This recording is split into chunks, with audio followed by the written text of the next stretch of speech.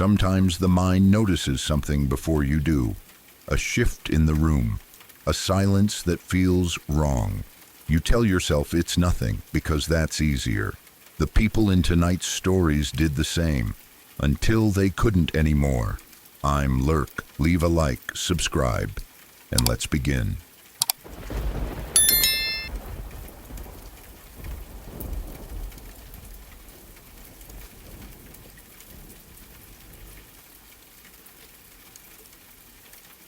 When I was growing up, I had a friend named Adam.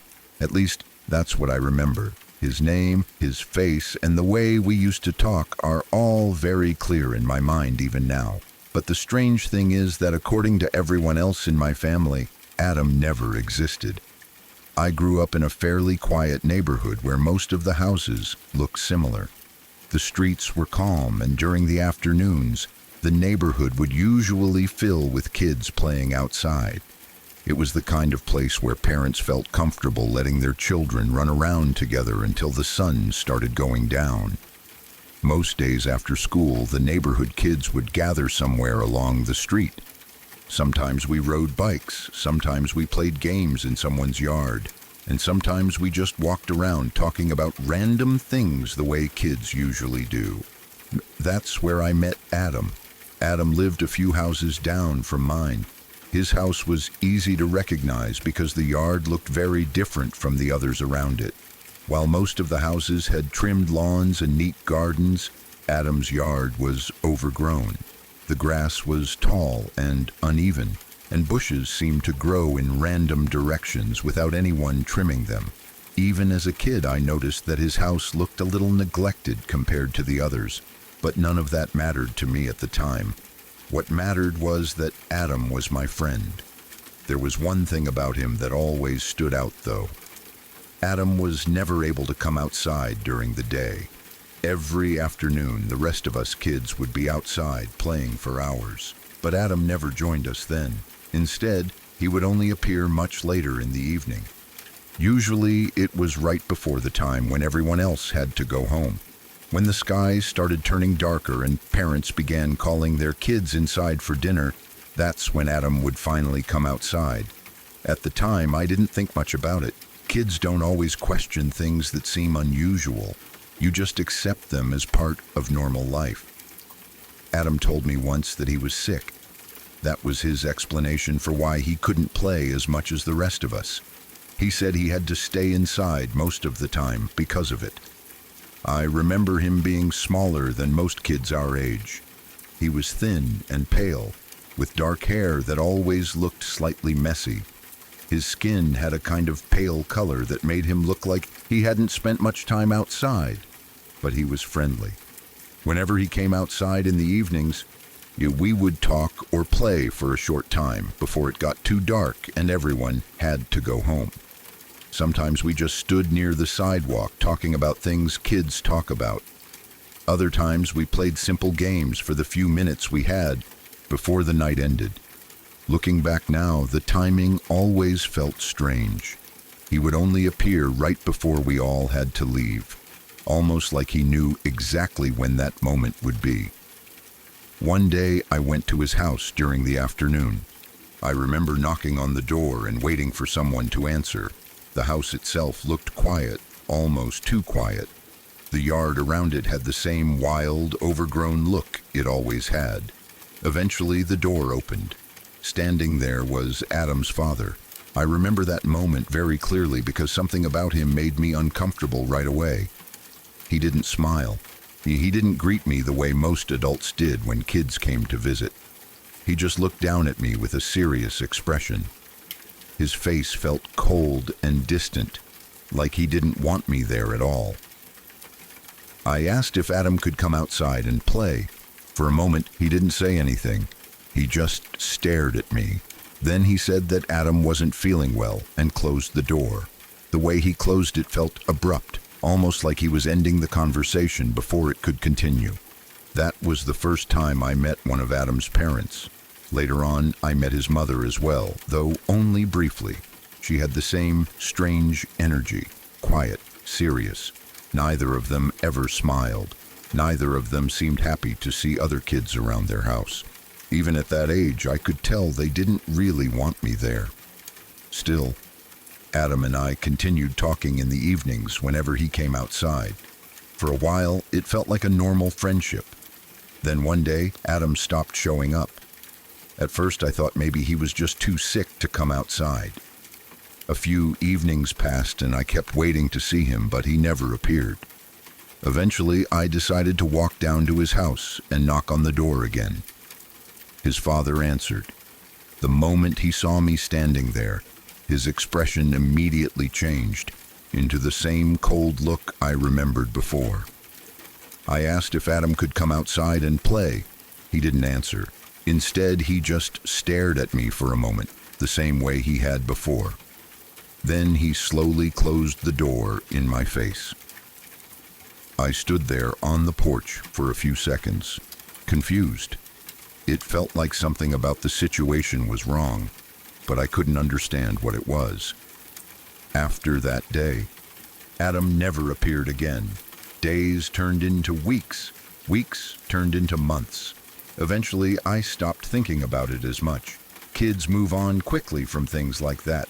If a friend disappears, you eventually start playing with other people instead. And that's exactly what happened.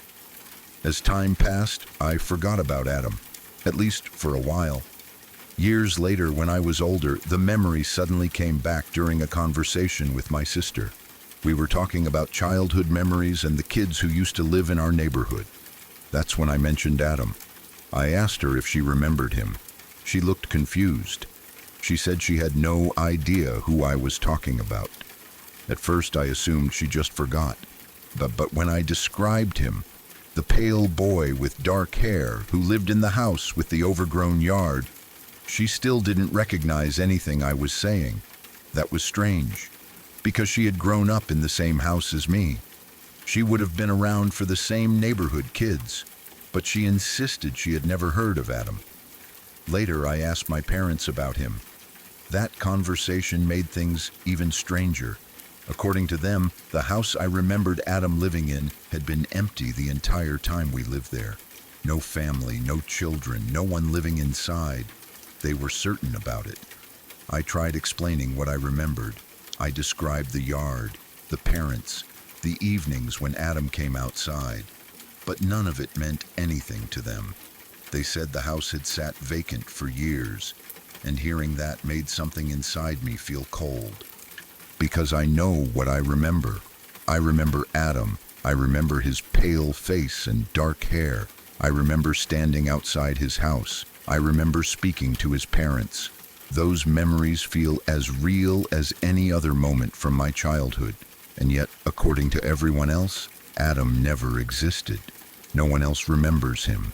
No one else ever saw him. As far as anyone can tell, the house he supposedly lived in was empty the entire time. I don't know who Adam was. I don't know who the people I remember as his parents were. All I know is that those memories are still there, clear, detailed, and impossible to explain.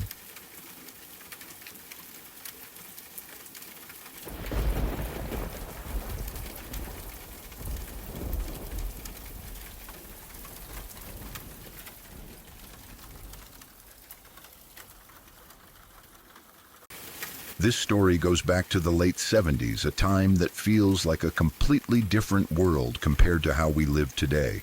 It was an era before cell phones, before rideshare apps, and before the general sense of paranoia that keeps us all constantly looking over our shoulders. My uncle was a young man back then, full of ambition and drive, studying medicine at the University of Chicago.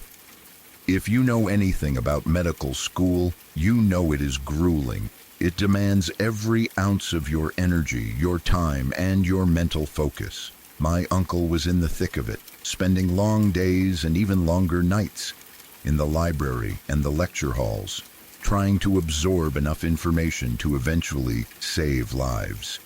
He was living in Lincoln Park on the north side of the city, which was a bit of a trek from the university campus, but he made it work. Like most students, he was constantly tired and, more importantly, he was constantly broke. Every dollar had to be accounted for, and luxuries were few and far between. It was a crisp day, typical of Chicago weather where the wind cuts right through your jacket. My uncle had just finished a long morning class that had left him mentally drained. He walked out of the building, his heavy bag of medical textbooks slung over his shoulder, and looked at the busy street. He just wanted to get home, take his shoes off, and collapse for a few hours. He checked his pockets and did a quick mental calculation. He had enough money for a taxi, but barely. If he took a cab all the way back to Lincoln Park, it would eat up a significant chunk of his budget for the week. He stood there on the sidewalk, weighing his options. He could wait for public transport, which would take forever, or he could do what so many young people did in the 70s without a second thought. He could hitchhike. It seems crazy to us now, knowing what we know about the dangers of getting into cars with strangers, but back then it was a common way to get around. It was a social norm, a way for people to help each other out. You stick your thumb out, someone stops, you chat for a bit, and you get to your destination for free. It was simple. So he decided to save the fare.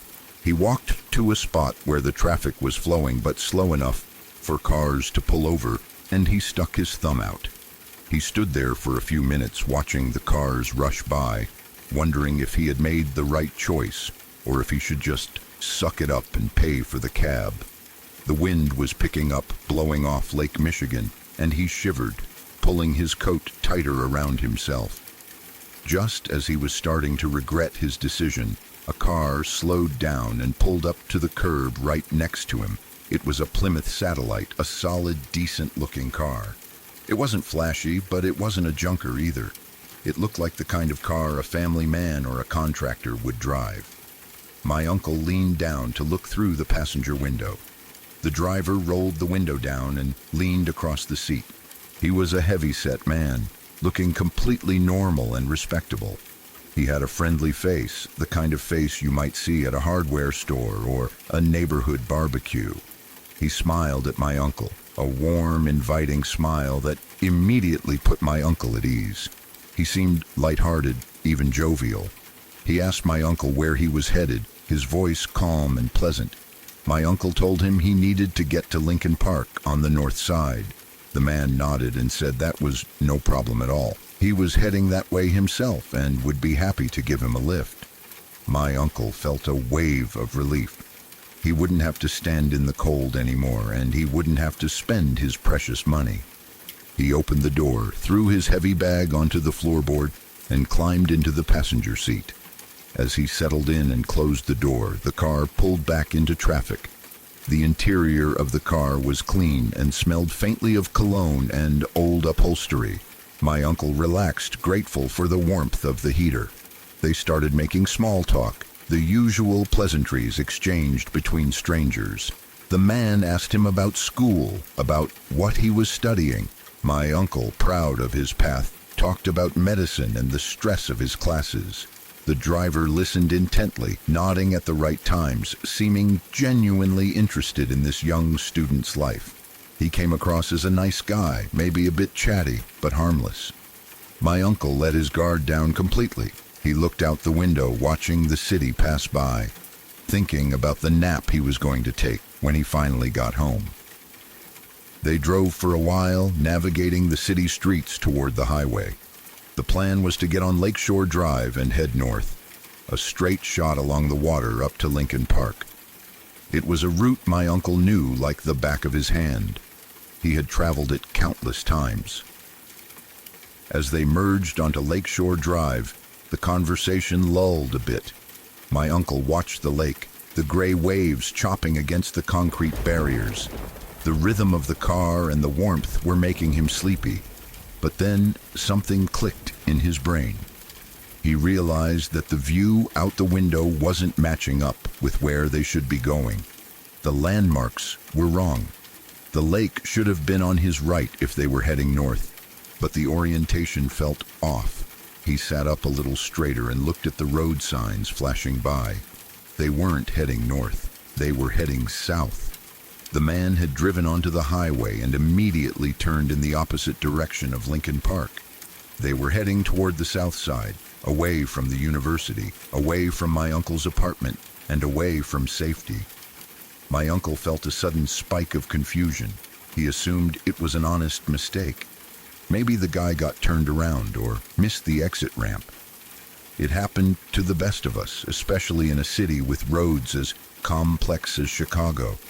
He cleared his throat and turned to the driver, keeping his voice light and polite. He pointed out that they were going the wrong way and that he needed to head north. He expected the man to say, "Oh, shoot," and look for the next exit to turn around. But the man didn't apologize. He didn't look surprised. He didn't even tap the brakes. Instead, the atmosphere in the car changed instantly. It was as if the temperature had dropped 20 degrees inside that vehicle. The friendly, jovial demeanor evaporated like it had never existed. The man took his right hand off the steering wheel. He reached over and placed his heavy hand firmly on my uncle's knee. It wasn't a comforting pat. It was a grip. It was possessive and dominant. The man turned his head slowly to look at my uncle. The warm smile was gone, replaced by a dark, flat expression that made my uncle's blood run cold. His eyes, which had seemed so kind just minutes ago, were now dead and empty. He looked right into my uncle's soul and said, calmly but with absolute authority, "No, son, you are coming with me." My uncle froze. It was a primal reaction, the deer in the headlights. His brain struggled to process the shift. This wasn't a mistake. This wasn't a confused driver. This was an abduction. The man turned back to the road, a dark, self-satisfied smile playing on his lips, keeping his hand clamped on my uncle's knee. Panic exploded in my uncle's chest. His heart hammered against his ribs so hard he thought the man might hear it. He looked out the window.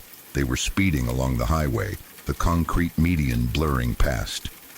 Jumping out at this speed would be suicide. He was trapped in a metal box with a predator. Thoughts raced through his mind. Who was this guy? Where was he taking him? What was he going to do? The man's grip on his knee tightened, a silent reminder that he was in control. My uncle knew he had to do something, but he didn't know what. He tried to control his breathing, trying not to show the man how terrified he was. He looked at the door lock. It was the old-fashioned kind, a little plunger you had to pull up. He looked at the handle. He calculated the odds. If he tried to open the door, the man might grab him or the car might spin out. But if he stayed in the car, he knew with a terrifying certainty that he would never make it home. He stared at the road ahead, praying for a miracle, praying for a red light, a stop sign, anything to slow them down. They were approaching the South Shore area, and the traffic began to thicken.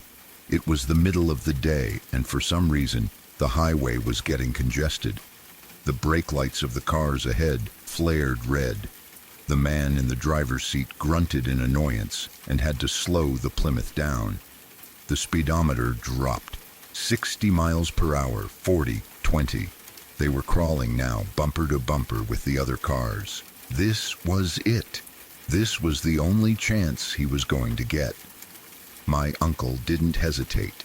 He didn't think about his heavy bag of books on the floor. He didn't think about his coat. He didn't look at the man. In one fluid, desperate motion, he ripped his knee away from the man's grip, reached for the lock, pulled it up, and yanked the door handle. The door clicked and swung open. The cold air rushed into the car, sharp and biting. My uncle threw himself out of the moving vehicle, tumbling onto the pavement. He scrambled to his feet, ignoring the scrapes and the shock. He didn't look back. He didn't check to see if the man was coming after him. He just ran. He ran across the lanes of traffic, dodging honking cars, his heart pumping pure adrenaline. He ran until his lungs burned and his legs felt like jelly. He found a public phone booth blocks away, shaking so hard he could barely hold the receiver, and called a friend to come pick him up. He never went back for his books. He never reported it to the police. In those days, he figured, what was the point? It was just a weirdo who tried to scare him. He was alive, he was safe, and he just wanted to forget it ever happened. He buried the memory, chalking it up to a close call with a creep, and went on with his life. Life moved on. My uncle finished his semester, continued his studies, and tried to put that terrifying afternoon behind him. He stopped hitchhiking completely, obviously, and worked extra shifts so he could afford transportation. A year or two went by. It was now a cold December day, much like the one when he had been picked up. My uncle had met a wonderful woman by then, my future aunt. They were sitting in a cozy little cafe, enjoying the warmth and the smell of roasted coffee beans. It was a day, a happy moment. They were laughing, talking about their future, completely safe and content. There was a television set mounted in the corner of the cafe, playing the local news on mute. My uncle happened to glance up at the screen while taking a sip of his coffee. He froze. The cup halted halfway to his mouth. On the screen was a face recognized him instantly. It was a face that had haunted his nightmares for months after the incident, a face he had tried so hard to forget. It was the heavy-set man, the friendly face, the man from the Plymouth satellite. The news anchor was speaking solemnly, and the headline scrolled across the bottom of the screen. My uncle couldn't hear the sound, so he frantically motioned for the waitress to turn up the volume. The audio filled the small cafe, cutting through the chatter of the other patrons. The man on the screen had just been arrested. His name was John Wayne Gacy. The reporter was detailing the horrors that had been discovered at his home. They were talking about a crawl space. They were talking about bodies. The police suspect him of raping and killing over 30 young men and boys. My uncle felt the blood drain from his face. His hands started to shake uncontrollably, rattling the coffee cup against the saucer. He felt sick. He wasn't just looking at a creep who had tried to kidnap him. He was looking at one of the most prolific serial killers in our American history. He sat there paralyzed, listening to the details of how Gacy operated. He learned that Gacy often picked up hitchhikers or young men looking for work. He uses his charm, his normal guy persona, to lure them into his car. Then the reporter mentioned a specific detail that made my uncle's heart stop completely. The police investigation revealed that Gacy had a specific method for ensuring his victims couldn't escape his car once he had them inside. On the passenger side of his vehicle, he had removed the inner door handle. He had modified the lock mechanism so that from the inside, the door was smooth. There was nothing to grab, nothing to pull. Once the door was closed, the passenger was trapped, sealed in like a tomb. My uncle stared at the screen, his mind racing back to that day on Lakeshore Drive. He remembered the click of the lock. He remembers the handle turning in his hand. He remembered the door swinging open. For some reason, on that specific day, in that specific car, the handle had been there. Maybe Gacy had used a different car that day. Maybe he hadn't gotten around to removing the handle on that specific vehicle yet. Maybe the mechanism had been jammed and my uncle's desperate strength broke it free. Or maybe, just maybe, it was some kind of divine intervention. He realized with a terrifying clarity how close he had come to being one of the faces flashed on the news alongside the killer. He had been in the trap. The monster had touched his knee and told him his fate. If that door handle had been missing, if the lock had stuck, my uncle would have just been another missing person on a poster, another body in the crawl space. He looked at my aunt, unable to speak, unable to articulate the horror washing over him. He had escaped a monster not because of skill or bravery, but because of a simple, functioning door handle. The realization changed him. He never looked at strangers the same way again. And every time he heard the name John Wayne Gacy, he didn't just think of the headlines. He felt the phantom pressure of a heavy hand on his knee and heard the cold, dead voice saying, You are coming with me.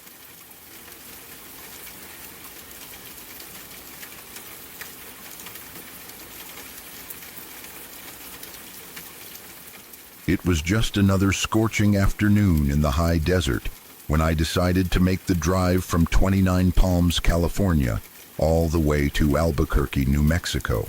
At the time, I was stationed at the Marine Corps Air Ground Combat Center, a place that feels like the absolute middle of nowhere. 29 Palms is located in a desolate, sun-baked stretch of the Mojave Desert east of Los Angeles. It is a harsh landscape of brown dirt, jagged rocks, and unrelenting heat, a place where the horizon seems to stretch on forever into a shimmering haze. I had done the drive to the interstate many times, but on this particular day, I was feeling adventurous. I wanted to shave some time off the trip, and more than that, I wanted to win a bet. My friends had dared me to take the shortcut, a lonely two-lane strip of asphalt that cuts through the heart of the void. This shortcut wasn't just any back road, it was a path through total nothingness, a route that barely registered on some maps. The only landmark of any significance along the way was the town of Amboy. Calling Amboy a town is generous. It is really just a ghost town, a relic of a bygone era on Route 66. It sits in a vast basin that is nearly as far below sea level as Death Valley, giving the air a heavy, oppressive quality. To make the place even more unsettling, it is flanked by a dormant volcano and a massive black lava field on one side, and a blinding white salt flat on the other. It is a place of extremes, visually striking but deeply unwelcoming. At the time, around the local bars and barracks, Amboy had a sinister reputation. Rumors swirled constantly about it being a hotspot for satanic group activity, cult gatherings, and strange rituals conducted under the cover of the desert night. Whether those stories were true or just urban legends to scare the troops, they added a layer of unease to the location. I was driving by myself that afternoon. The sun was high and bright, bleaching the colors out of the landscape. My car hummed along the empty pavement, the only sound for miles. I didn't see another soul, no other cars, no trucks, not even a stray coyote. When I finally rolled into Amboy, the silence was deafening. The famous Roy's Motel and Cafe sign stood tall against the blue sky, a mid-century modern skeleton watching over the decay. I decided to stop for a brief moment. I pulled my car onto the gravel shoulder, the tires crunching loudly in the quiet. I grabbed my camera and stepped out into the dry heat. It hit me like a physical wall. I snapped a quick picture of the city sign just to prove to my friends that I had actually done it, that I had braved the route they dared me to take. I looked around, scanning the abandoned buildings and the vast emptiness. There was a strange energy there, a feeling of being watched by the windows of empty structures. I didn't want to linger. I got back in my car, locked the door, and pulled back onto the road, eager to put Amboy in my rear view mirror. Leaving the salt flats behind, the road began to change. I proceeded to drive towards the mountain range that sits as a barrier between Amboy and Interstate 40 to the north. The car labored slightly as the elevation began to climb. The stark, open desert floor gave way to a more rugged terrain. I wound my way up the incline, the engine droning steadily. When I finally crested the top of the pass, the landscape shifted again. I was now driving north through a canyon. The walls of the canyon weren't steep rock faces, but rather rolling hills covered in high, dry grass. The grass was tall, seemingly waist-high or more, growing right up to the edge of the asphalt on both sides of the road. It created a tunnel effect, limiting my peripheral vision and making the road feel narrower and more claustrophobic. I was cruising along, enjoying the solitude and the feeling of making good time, when I saw something up ahead. In the distance, breaks in the heat waves revealed shapes in the middle of the road. I squinted, trying to make sense of what I was seeing. As I got closer, the shapes resolved into a coherent, albeit confusing scene. I took my foot off the gas and began to slow down, my brain trying to process the anomaly in front of me. Blocking the road was a car. It wasn't just parked, it was positioned sideways, deliberately blocking both the northbound and southbound lanes. It was a bright red Pontiac Fiero, a splash of unnatural color against the muted tones of the desert. I brought my car to a crawling speed as I approached the scene. The details became sharper, and with each detail, a knot of dread tightened in my stomach. The Fiero was stopped dead center. Lying on the pavement near the car was a suitcase flung wide open. Clothes were scattered everywhere, strewn across the asphalt, as if an explosion had gone off inside a wardrobe. Shirts, pants, and undergarments lay motionless in the hot sun. But the clothes weren't the most disturbing part. Lying amidst the scattered laundry were two bodies. There was a man and a woman, both lying face down in the road. They were motionless, positioned splayed out as if they had been thrown from the vehicle or had collapsed while trying to flee. I stopped my car about 100 feet away from the wreckage. The engine idled quietly, but inside the cabin the atmosphere had changed instantly. The silence of the canyon felt heavy and threatening. I sat there for a moment, gripping the steering wheel, staring at the scene. The hair on the back of my neck stood up, a primal warning signal that something was terribly, terribly wrong. It wasn't just the accident, it was the vibe. I am a Marine. We are trained to assess situations, to look for threats, to trust our instincts. And my instincts were screaming at me. I reached under my seat and felt the cold steel of my 9mm pistol. I pulled it out, the weight of it familiar and comforting in my hand. With a quick, practiced motion, I chambered a round. The metallic clack-clack of the slide was loud in the quiet car. I held the weapon in my lap, my eyes scanning the scene ahead, looking for movement, for shadows, for anything that didn't fit. I analyzed what I was seeing. It looked too perfect. It looked like a scene from a movie set up by a prop department. The way the car was perfectly perpendicular to the road, blocking exactly enough space to make passing difficult.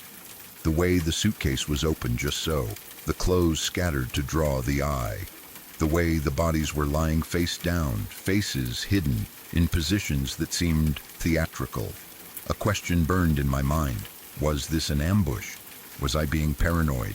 Maybe these people were genuinely hurt. Maybe they had been attacked and left for dead. Maybe they had a medical emergency.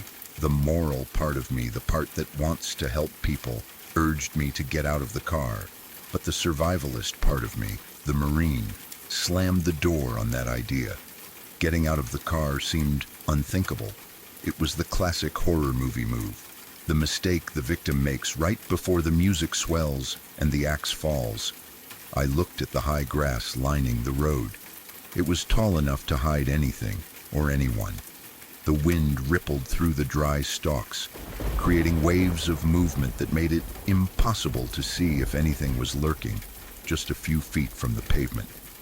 I knew I couldn't stay sitting there. If this was a trap, I was a sitting duck. If I turned around, I would have to make a 3-point turn on a narrow road, exposing my broadside to whatever was out there. I decided I had to go forward. I scanned the road, analyzing the geometry of the obstacle. The red Fiero was small, low to the ground.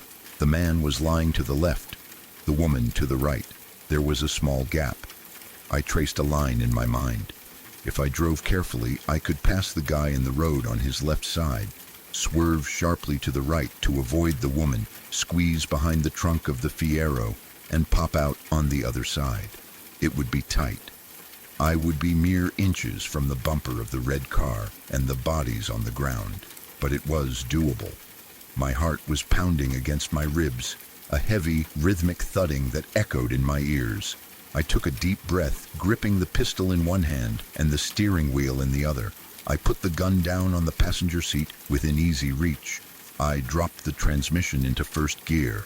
I didn't want to crawl past them. I needed momentum. I punched the gas pedal. The car surged forward, the engine roaring. I focused entirely on the line I had planned. The scene rushed toward me. I approached the man's body. I steered hard to the left, my tires biting into the edge of the asphalt. I cleared him. I jerked the wheel back to the right, the car swaying. I saw the woman's form flash by my passenger window. I was right on top of them now. I saw the red paint of the Fiero's bumper fill my vision for a split second. I swerved again, threading the needle. Behind the car, I waited for the impact, the sound of metal on metal, or the sickening thump of running over a person, but it never came. I had cleared the gap. I was past them. I didn't stop immediately. I continued forward a couple of 100 feet, putting some distance between myself and the strange tableau. I let off the gas slightly, coasting, trying to get my breathing under control. My hands were shaking. I needed to assess if I had actually hit anything or if the car was damaged. I checked the dashboard. Everything was normal.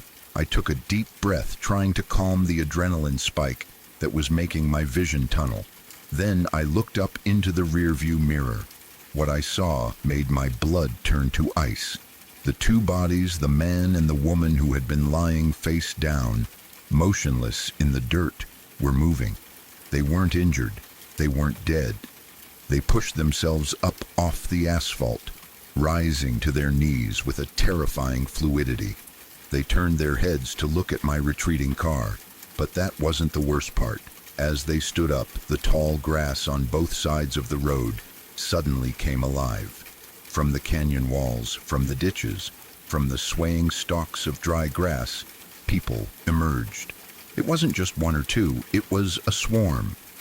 I watched in horror as at least 20 people stepped out onto the road. They appeared seemingly out of thin air, surrounding the red Fiero and the two decoys. They were dressed in drab clothing that blended with the desert, which explained why I hadn't seen them until they moved. They stood there in a pack, watching me. It was a coordinated unit. The bodies in the road were the bait, the car was the net, and the people in the grass were the hunters. At that moment, pure, unadulterated terror took over. Any thought of checking the car or slowing down vanished. My right foot smashed the gas pedal to the floorboard. The engine screamed as the RPMs redlined. I didn't care about the speed limit. I didn't care about the curves in the canyon road. I drove like a man possessed, gripping the wheel so hard my knuckles turned white. I kept checking the mirror, terrified that the red Fiero would spin around and come chasing after me, or that other cars would emerge from the side roads to cut me off. I didn't let up on the gas for miles. The canyon walls eventually fell away, and the landscape opened up again as I approached the interstate. I saw the green sign for I-40 East, and it looked like the gates of heaven. I only slowed down when I hit the on-ramp, merging into the flow of trucks and travelers. Seeing regular cars, semi-trucks, and families on vacation helped ground me, but the shaking didn't stop for a long time. I kept the speedometer pinned, putting as many miles as possible between myself and that canyon. I drove all the way to Albuquerque in a state of high alert, constantly checking my mirrors, jumping at every shadow. I will never know for sure what would have happened to me had I gotten out of that car. If I had stopped to check on the bodies, to offer help like a good Samaritan, I would have been surrounded instantly. 20 people against one, even with a pistol, are odds you don't survive. I don't know if they were a cult, a gang, or just a group of twisted individuals looking for a victim in the middle of nowhere. Somehow, I do not think the outcome would have been a robbery. The level of coordination, the theatricality of the bodies, the sheer number of people hiding in the grass. It suggested something far darker. I think about that day often. I think about how fragile the line is between a normal road trip and a nightmare. We watch horror movies and yell at the screen when the character goes into the dark basement or stops for the hitchhiker. We think we would be smarter. But when it happens in real life, under the bright sun, confused by what you are seeing, the temptation to act normal is incredibly strong. I am just thankful that my instincts were louder than my curiosity. Sometimes real life can be scarier than a movie because there is no script, and you never know when the credits are going to roll.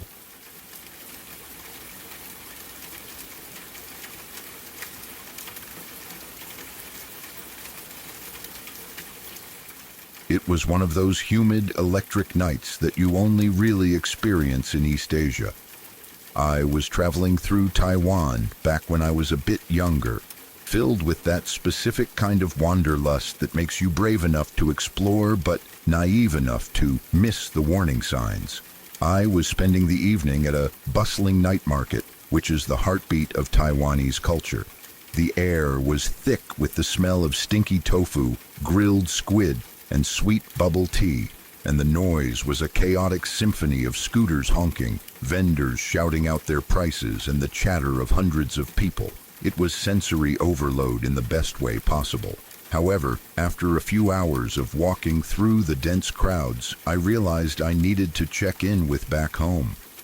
I hadn't sent an email to my parents or friends in a few days, and I wanted to let them know I was safe. I scanned the colorful neon-lit signs towering above the street stalls. Taiwan is a vertical place. Shops are stacked on top of each other in tall, narrow buildings. It didn't take long for me to spot a sign for a net cafe or internet cafe, located on the 6th floor of a building just off the main drag of the market. It seemed perfect.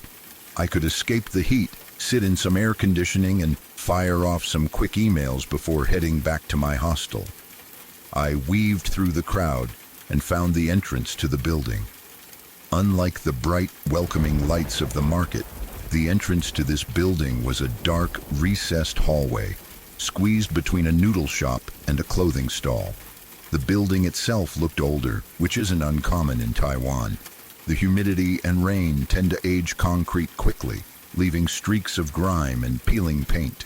It hadn't been well maintained, but it didn't look abandoned, just tired. I walked into the dark hallway, leaving the noise of the market behind me. The transition was abrupt. 1 second I was surrounded by life and noise, and the next I was in a quiet, dim corridor that smelled of damp concrete and old cigarettes. At the end of the hall was a small elevator. I pressed the call button, half expecting it not to work, but it lit up immediately. When the doors slid open, I was surprised. The interior of the elevator was uncharacteristically new compared to the rest of the dilapidated building. It had polished steel walls, a clean mirror, and bright LED lighting. It felt like a modern capsule inserted into a rotting skeleton. I stepped inside, grateful for the clean space, and looked at the button panel. In Chinese culture, and specifically in Taiwan, the number 4 is considered extremely unlucky. The pronunciation of the word "for" sounds almost identical to the word for death. Because of this, many buildings, especially older ones or hospitals, will omit the 4th floor entirely. It is a superstition that is taken very seriously, similar to how Western buildings sometimes skip the 13th floor, but with much more gravity. True to form, the buttons on the panel read 1, 2, 3, 5, and 6.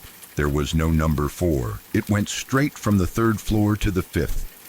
I verified the sign I had seen outside, which said the internet cafe was on the 6th floor, so I pressed the button for 6. The doors slid shut smoothly, sealing out the damp smell of the hallway, and the elevator lurched into action. It moved quietly, ascending with a soft hum. I stood there watching the numbers change on the digital display above the door. 1, 2, 3. The elevator continued to rise. I shifted my weight, getting my wallet ready to pay for the computer time. The elevator slowed down and came to a gentle stop. I assumed I had reached the 6th floor. The bell dinged and the doors began to slide open. I instinctively took a step forward, ready to walk into a room full of gamers and computer screens. But right before I crossed the threshold, I froze. My foot hovered in the air for a split second before I planted it back inside the elevator car. The sight outside the elevator stopped me dead in my tracks. Instead of a brightly lit internet cafe with rows of computers and the smell of instant noodles, I was staring into a void. The floor outside was pitch dark. It was an abyssal, heavy darkness that seemed to swallow the light coming from the elevator. As my eyes adjusted to the gloom, illuminated only by the spill of the harsh white LED light from where I stood, I realized that the floor was completely abandoned. It looked like it hadn't been occupied for decades. The air that drifted in was stale and cold, smelling of dust and something metallic. There were random pieces of furniture scattered around the large open room. Old salon chairs, perhaps, or desks. But they were all draped in thick white cloths. They looked like ghostly mounds rising from the dusty floor. Because the building was small, each floor was a single occupancy unit, meaning the elevator opened directly into the room. From where I stood, I could see pretty much the entire floor, and it was a wasteland of shadows and neglect. Confusion washed over me. I thought I must have pressed the wrong button, or that the elevator had malfunctioned and taken me to a storage level. I quickly turned to look at the control panel inside the elevator to check which floor I was on. Strangely, there was no light indicating the floor number. The digital display above the door was blank, and none of the buttons on the panel were illuminated to show the current location. However, the button for the 6th floor, the one I had pressed, was still lit up, indicating that the command hadn't been fulfilled yet. I hadn't reached my destination. The elevator had stopped somewhere in between. All of this processing happened within a couple of seconds. I was standing there, confused, and starting to feel a creeping sense of unease, peering out into the silent, dark room. That is when I noticed the movement. In the distance, on the far side of the room, something shifted in the shadows. It was hard to see clearly at first, but as I focused, I could make out a figure. It looked like a person, but there was something wrong about the way they stood. They were dressed in some kind of loose, pale gown or smock that hung off their frame. The figure wasn't walking normally, it was moving slowly, almost gliding, heading directly toward the elevator. A cold wave of fear crashed over me. It wasn't just the surprise of seeing someone in an abandoned room. It was the primal instinct that tells you when you are in the presence of something predatory. I was thoroughly creeped out. I didn't want to ask for directions. I didn't want to know who that was. I just wanted to leave. I slammed my hand onto the close door button, pressing it repeatedly. "Come on, come on," I whispered, panic rising in my throat. The figure was getting closer, moving with a terrifying, silent deliberation. As soon as I pressed the button, the situation went from scary to terrifying. The overhead lights in the elevator flickered and then died completely. I was plunged into total darkness. I was trapped in a metal box. The door potentially still open to the abandoned floor, with that thing coming toward me. I am not ashamed to say that in that moment, I was this close to pissing my pants. The darkness felt heavy, like it was pressing against my skin. I held my breath, terrified that I would feel a cold hand grab my arm, or hear breathing right next to my ear. It is actually freaking me out just thinking back to it now, remembering that feeling of absolute vulnerability. For a second, that felt like an eternity. I stood in the blackness. Then, the lights flickered back on with a loud buzz. The doors, thankfully, were sliding shut. Through the narrowing gap, I caught one last glimpse of the white-draped furniture and the empty darkness before the steel doors sealed me in. The elevator jolted back to life with a shudder that rattled my teeth. It resumed its ascent. A few moments later, the bell dinged again, and the doors opened. This time, I was greeted by the bright fluorescent lights of the internet cafe. The sound of clicking keyboards, the murmur of voices, and the smell of cigarette smoke washed over me. It was the most beautiful thing I had ever experienced. I was beyond relieved. My knees felt weak and my hands were shaking uncontrollably. I walked out of the elevator immediately, needing to get away from it. I found a computer station, sat down, and just stared at the screen for a minute, trying to regulate my breathing. I didn't even log in right away. I just needed to feel the reality of the people around me. After gathering my wits a bit and convincing myself I was safe, I realized I couldn't just keep this to myself. I walked over to the cashier's desk to pay and maybe ask a question. The girl working there looked bored, scrolling through her phone. I paid for my hour, and then, trying to sound casual, I told her what had just happened. I told her the elevator stopped on a dark floor below, and I saw someone down there. As I spoke, the boredom vanished from her face. She went pale, her face turning a bit ashen. She put her phone down and looked at me with wide eyes. I asked her, "Have you heard of anything like that happening before?" She hesitated, looking around to see if her boss was nearby, then leaned in closer. She told me that she had never experienced it herself, but she wasn't surprised. Apparently, some of her co-workers and occasional customers had brought it up over the years. She explained the layout of the building. The building has 6 floors. The ground floor is the lobby. The second and third are businesses. The 5th is storage, and the 6th is the net cafe. The 4th floor, the one that isn't on the buttons, had a history. She told me that years ago, the 4th floor used to be occupied. It was a hair salon, a pretty busy one. It operated normally for a long time until tragedy struck. One of the female employees, a young stylist, killed herself there. The rumors were murky about why she did it. Maybe a broken heart, maybe financial trouble. But the method was well known. She had stayed late one night after the shop closed, went to the hair washing area and slit her wrists over one of the ceramic basins. She bled out into the drain. She wasn't found until the next morning. The store tried to continue operations after the police cleared the scene. The owner cleaned everything up and reopened, but things started getting weird immediately. Customers would complain that when they were getting their hair rinsed, the water coming out of the nozzle looked red, tainted with blood. The stylists would check the pipes, but everything was clear. Then came the visual apparitions. Customers sitting in the salon chairs would look into the mirrors in front of them and see a figure standing behind them or walking away in the reflection.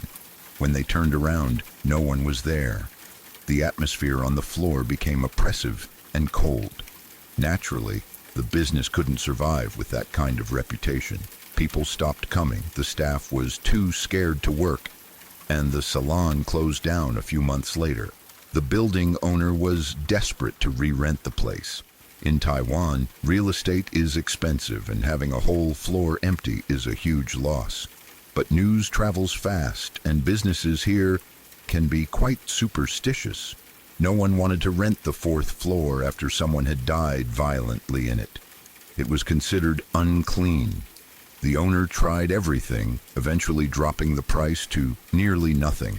Finally, a stationery supplies store owner, a man who didn't believe in ghosts, agreed to rent it. He got a great deal and started renovations to turn the old salon into a warehouse and shop for pens and paper. During the renovations, however, the activity escalated. It wasn't just spooky feelings anymore, it was physical. Tools would end up in strange places or disappear entirely. Large mirror left over from the salon shattered into 1,000 pieces when no one was anywhere near it. The workers were already on edge, but the breaking point came with the elevator. One of the construction workers was moving supplies when the elevator doors suddenly closed on him. It wasn't a normal malfunction. The doors clamped down on his hand with crushing force and refused to open. His hand was badly jammed and broken. After that accident, the construction crew walked off the job and refused to return. The stationery store owner pulled out of the lease, and the building owner finally gave up. He shut down the floor completely to ensure no one would go there by accident and perhaps to trap whatever was inside. The building owner hired the elevator company to come in and modify the system. He had them replace the control panel to remove the number 4 button entirely. He had the elevator programmed to skip the 4th floor mechanically. It was a hard bypass.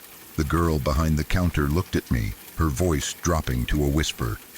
"Let me repeat that," she said, making sure I understood the gravity of it. "The elevator is programmed to never go to the 4th floor. It doesn't even have a button for it. It physically shouldn't stop there." But she admitted that for some reason, the programming fails. Sometimes, usually at night, when people take the elevator alone, it overrides its own commands.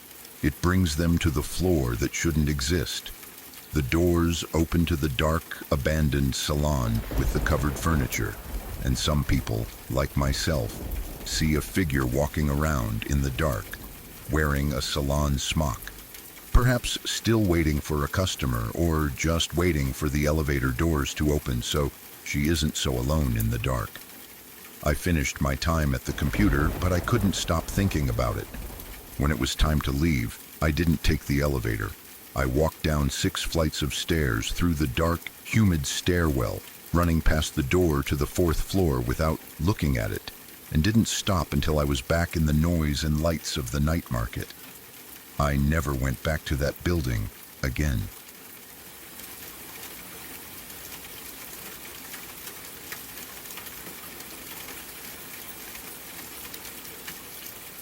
I've developed a strange habit over the past year, something I didn't even notice until a friend pointed it out. Whenever I walk into a room and shut the door behind me, I turn my head away from it and close my eyes until I hear the click of the lock. Only when the door is fully closed will I open them again. It doesn't matter if I'm in my office, my apartment, the bathroom, a friend's house. If the space behind me is closing, I refuse to watch the door shut. My friend teased me about it until I told him why. Then he never joked again. Everything started during a business trip my company sent me on. I work for a water seal manufacturer based in St. Paul. We make coatings for exposed wood, decks, boats, stuff like that. In most places, wood sealant is just another household product, but in the Ashland, Ecor Falls, Ironton region, the very word sealant carries baggage. People associate it with the infamous Ethelor disaster that nearly wiped out the economy back in the 50s. Not all of us were involved in that mess, of course, but guilt lingers in an area whether or not you earned it. Anyway, I was sent to an industrial park outside Icor Falls to meet potential distributors. Business trip. Nothing special. I expected a boring 4 days, maybe some decent restaurants and a quiet hotel to sleep in. Instead, I checked into the Hotel Umbra. Calling it old-fashioned would be generous. It felt like stepping back into 1930. The wallpaper in the lobby had turned the color of nicotine and old paper. Dust covered everything, including the man behind the front desk, whose mannerisms reminded me of someone living half a second out of sync with time. He gave me a key, not a key card, an actual tarnished brass key, and told me I'd be on the 4th floor. The place had an ancient cable elevator with 2 sets of doors, a rattling metal accordion gate on the inside, and heavy sliding doors on the outside. It groaned with every inch upward. I closed the gate, latched it, and pressed the small black button for my floor. Just as the outer doors were almost shut, I caught sight of something, a young woman's face rushing toward the narrowing gap. She was too late. The doors closed, and the elevator lurched upward. I blinked, unsure what I'd seen. Maybe she was trying to catch the elevator. Maybe she lived on the same floor. I told myself it didn't matter. I only thought about it again when I returned to the elevator to bring up a bag I'd left in the car. The elevator doors slid almost shut when that same face appeared again, darting toward the gap between the doors, eyes staring at me through the metal gate. I snapped forward and pressed the door open button. The machinery clanged, reversed, and slid open. I waited. From the doorway, I could see down one direction of the hallway. Empty. No footsteps, no voices, no recently shut doors. Still holding the button, I slid the metal gate aside and leaned my head out to check the opposite direction. Nothing. She should have been there, or at least I should have heard her footsteps echoing down the corridor, but there was no sign of her. A small, cold feeling crept into my stomach. I returned inside the elevator, letting the doors move again. And this time I stood directly in front of the narrowing gap instead of leaning casually against the back wall. When the gap shrank to the width of a thin face, that's when it happened. Fingertips, then her face again, rushing toward the closing doors from somewhere out of view. She moved too fast, too silently, and with an expression I couldn't shake. She looked about 13, plain, pale skin, brown hair cut to her neck and a little dirty. Her eyes were dark, almost too dark, and filled with some desperate need. A look you'd expect from someone whispering, "Help me," through glass. The doors closed. The elevator descended. Later, passing the front desk, I mentioned seeing a young girl running around. I asked the old man if she had family staying there. "Heard the stories then?" he asked, rocking back slightly in his chair. I told him I hadn't heard anything. "That's our Maddie," he said. "Young Maddie's been here a long time. Takes a liking to gentlemen guests. Always been shy. Never says a word. Just curious. Likes to watch."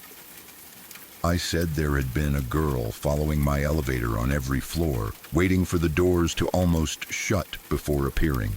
He nodded, unbothered. "That's Maddie. Sweet on you. She just wants to see. All she ever does. Curious little thing." I stayed 3 more nights at Hotel Umbra. I was supposed to stay 4, but I couldn't sleep in that building anymore. I tried my rental car instead. It didn't help. Let me explain. I started seeing her everywhere. Every time I closed a door in my room, I saw her face rush to the gap at the last possible second. Not just the bathroom door, not just the closet. She showed up wherever something closed. If I watched the gap, she would appear there, never lingering more than a split second, always retreating faster than my mind could fully process her presence. The bathroom was the worst. The first time I shut the bathroom door fully, I saw her face slide into view through the narrowing space. Eyes wide, blank, pleading, only to vanish when the door clicked. I threw it open again, nothing. No footsteps, no shadow, no sound. But the memory of those dark eyes stayed burned into mine. Another time I shut the closet. As the door nearly closed, her head leaned into view from inside the closet, studying me with that same desperate curiosity. I ripped the door open so fast it rebounded off the wall. Nothing, just clothes hanging and the stale smell of the old hotel. But the worst moment inside the room came when I sat at the writing desk provided for guests. I pulled the large bottom drawer open to search for paper, found nothing, and closed it. As the drawer slid shut, she rushed forward from inside the drawer, her face inches away through the narrowing gap, staring up at me with that blank desperation. I panicked. I pulled the drawer completely out of the desk and threw it onto the carpet. The crash echoed through the room. I didn't care. I spent the last night in the car, parked in the hotel lot. I thought she wouldn't follow me there. I was wrong. I barely slept. Every time I closed my eyes, I felt something near the car. When I opened my eyes again, I saw movement, her movement, ducking out of sight in the side view mirror, gliding behind a column, vanishing behind the hood. Once, when I opened my eyes too quickly, I saw her upside down at the top of the windshield, her face hanging over the glass as if she were crawling on the roof. I didn't sleep at all after that. I returned to St. Paul the next morning. I thought distance would fix the problem. Somehow I believed she was tied to the hotel, that she was a presence bound to that building, that hallway, that elevator. But young Maddie followed me home. Now I see her, wherever something can hide behind a closing gap. At work, when I shut a filing cabinet, I see her face retreating before the drawer seals. When I close the break room fridge, her eye appears and disappears. When I shut my trunk, her fingertips slip out of sight. It doesn't matter that the Hotel Umbra is 4 states away. She came with me. I've had to adapt. I avoid looking at doors as they shut. I avert my eyes and close them. I keep them shut when I close anything big enough for her to hide behind. Cabinets, drawers, the trunk of my car, closets. Not because I'm worried she'll hurt me, but because I know I'll see her. For a while, this method worked. I managed, in a way. My life stabilized into something like normal, until a few nights ago. I was getting ready for bed, flossing in front of my bathroom mirror. The door was shut. The cabinets were shut. Everything was closed. Nothing for her to slip behind. Or so I thought. I opened my mouth wide to reach my molars, stretching my jaw. And in the reflection of the mirror down the back of my throat, I swear I saw fingertips retreating.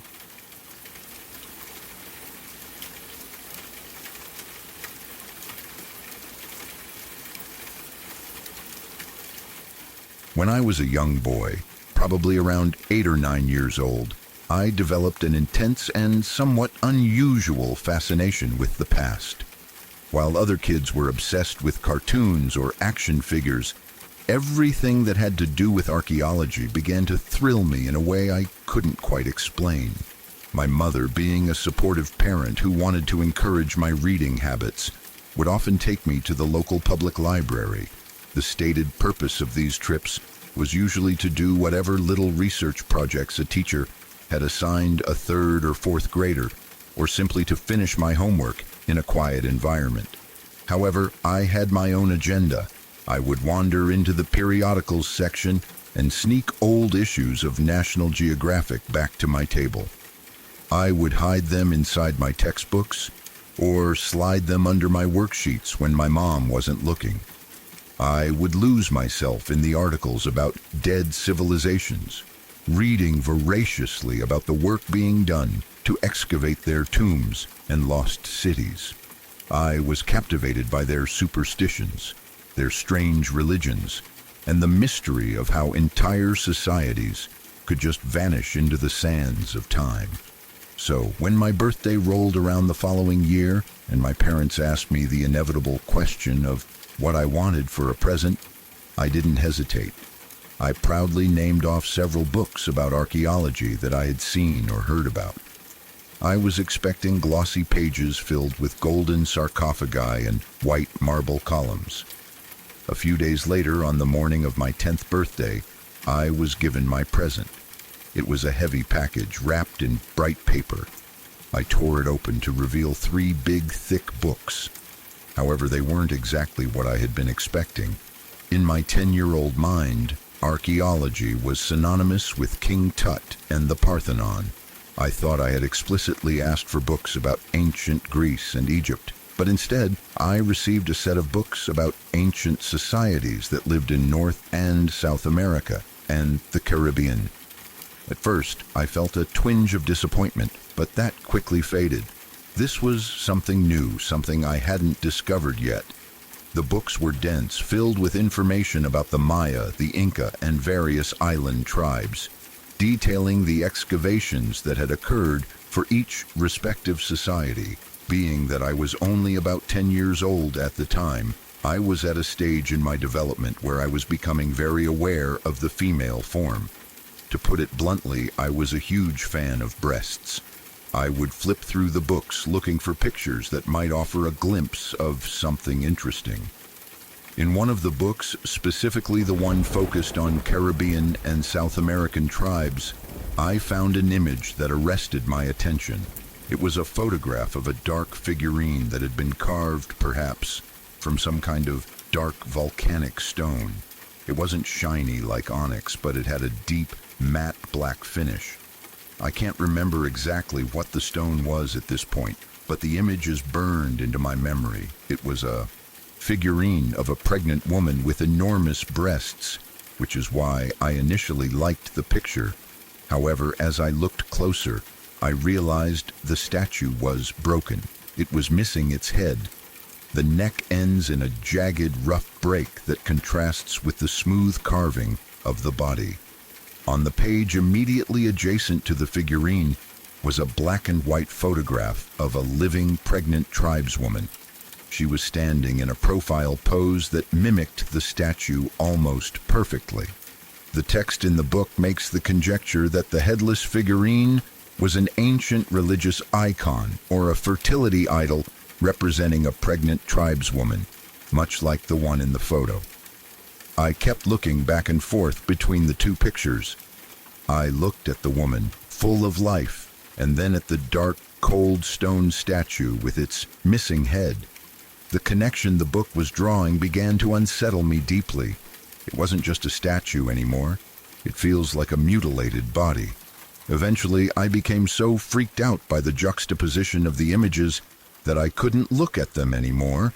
A creeping sense of dread would wash over me whenever I held that book. During future read-throughs, I would carefully skip those pages entirely, afraid that if I looked at the headless woman again, something bad might happen. As I grew older, entering my teenage years, my intense interest in archaeology is scarce quite a bit. The allure of dusty tombs and broken pots faded, replaced by more active imaginations. My archaeology books, including the one with the disturbing figurine, ended up in a cardboard box and were eventually donated to the local library. I moved on to other interests that were more typical for a boy my age, namely fantasy novels, science fiction movies, and tabletop role-playing games. I forgot about the headless statue and the strange feelings it evoked, burying that memory deep in the back of my mind as I navigated the complexities of high school. Several years down the road, when I was approaching my 16th birthday, my parents announced that they had planned a trip. We were going to a bed and breakfast that was owned by some old friends of my mother. The destination was an old estate located a few hours north, located next to a main road but isolated enough to feel rural.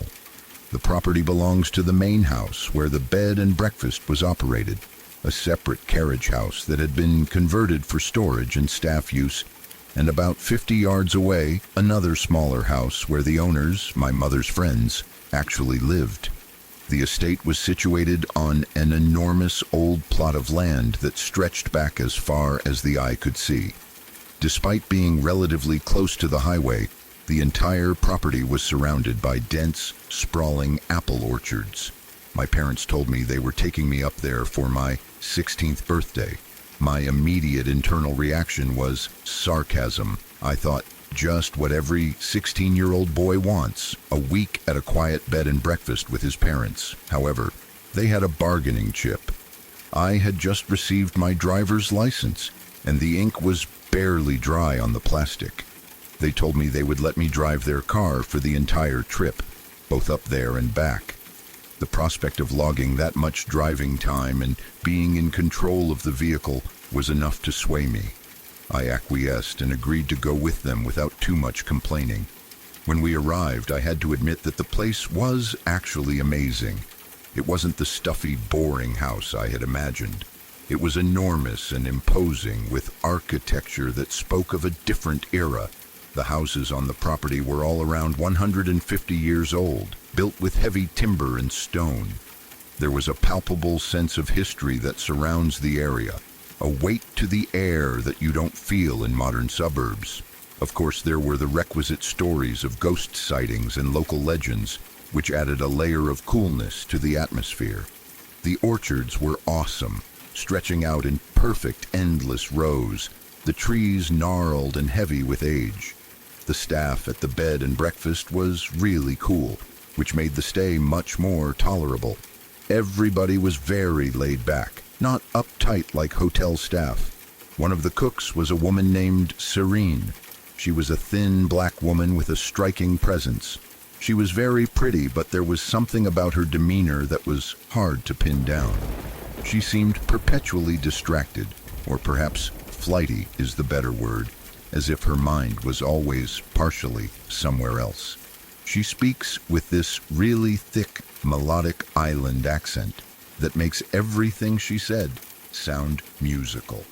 Regardless of her spacing out, she was very entertaining to talk to, and she had an awesome, infectious laugh that would echo through the large kitchen.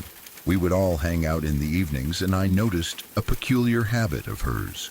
When we were sitting on the porch or near the windows at night, she would often turn her eyes toward the dark expanse of the orchard. She would stop talking mid-sentence and kind of get lost in her thoughts, staring into the trees as if she were watching something moving in the dark. We stayed there for a little more than a week, settling into a slow, relaxing rhythm. After the first few days of novelty wore off, I had grown somewhat bored. There is only so much sitting around a teenager can do. I asked my mother's friend, the owner, if it would be okay if I took a stroll through the orchard to kill some time. She smiled and said, "Sure, explore as much as you'd like. It's beautiful out there. But please make sure you get back here before sunset. There are coyotes in the area, and they come out when it gets dark." I thought that was awesome. That warning didn't scare me. It excited me. That childish urge to explore, the one that used to make me dig through library books, had woken up since I was submerged in a place that had some actual history. Something inside of me really wanted to find an old Civil War bullet, or an arrowhead, or some relics of the past out in the dirt of the orchard. The first day I went out there, it was really uneventful. In fact, the excitement wore off and it grew old quickly. The property was immense, far bigger than it looked from the house. I had explored for about 2 hours, walking down row after row of apple trees, and all I could see was a tree line somewhere in the hazy distance. It feels like a maze of vegetation, and my mom's friend wasn't kidding about the coyotes. As I walked, looking at the ground for artifacts, I saw prints in some of the areas where the soil was softer and muddy. They were canine prints, too big for a fox and too wild for a dog. It added a thrill to the walk, knowing I wasn't the only thing moving through the trees. Deep in the orchard, I found one spot that stood out from the rest. It looked as if a couple of the coyotes, or maybe something larger, had bedded down for the night. There was a swath of terrain in between 2 large ancient apple trees where the tall grass had been tamped down flat. It creates a sort of oval clearing. What was strange was that the soil in the exact middle of this matted down area was actually devoid of any grass or vegetation. It was just a patch of bare, hard-packed earth, as if something heavy had sat there for a long time, or as if the ground refused to grow anything in that specific spot. At first, I thought this was strange, and I poked around the dirt with my shoe, but I didn't find anything. My teenage appetite took over when I looked up and saw a giant, perfect apple hanging on a limb right above me. I plucked it, wiped it on my shirt, and ate it while I stood in that strange, silent clearing. On my way back to the house, the sun began to get lower in the sky, casting long, creepy shadows through the tree rows. I got a little lost, momentarily confused by the repetitive nature of the orchard, but I eventually oriented myself. As I walked, I happened to see Serene in the distance. She was walking slowly along the edge of the property, near where the manicured lawn met the wilder grass of the orchard. She saw me and smiled, waving me over. I jogged a bit to catch up with her. As I got closer, I realized she was humming a tune. It was a soft, rhythmic melody sounding like a lullaby, but with a melancholic undertone that felt heavy in the cooling air. I asked her about the song, curious as to what it was. She stopped humming and looked at me with her large, dark eyes. She told me that it was an old island song from her home, a melody that people in the Caribbean sang in order to calm noisy or upset spirits. It was a song for the dead, she explained, to help them find peace. We chatted a bit as we walked toward the house, and the conversation turned to her time at the estate. She told me that she had been working there for about 8 months. She said that the first 2.5 months had been atrocious for her, almost unbearable. When I pressed her on why, asking if the work was too hard, she became a bit distant again, that familiar glazed look returning to her eyes. She said very seriously that the spirits of the area were very restless. I asked her how she knew that and why she was so concerned about it.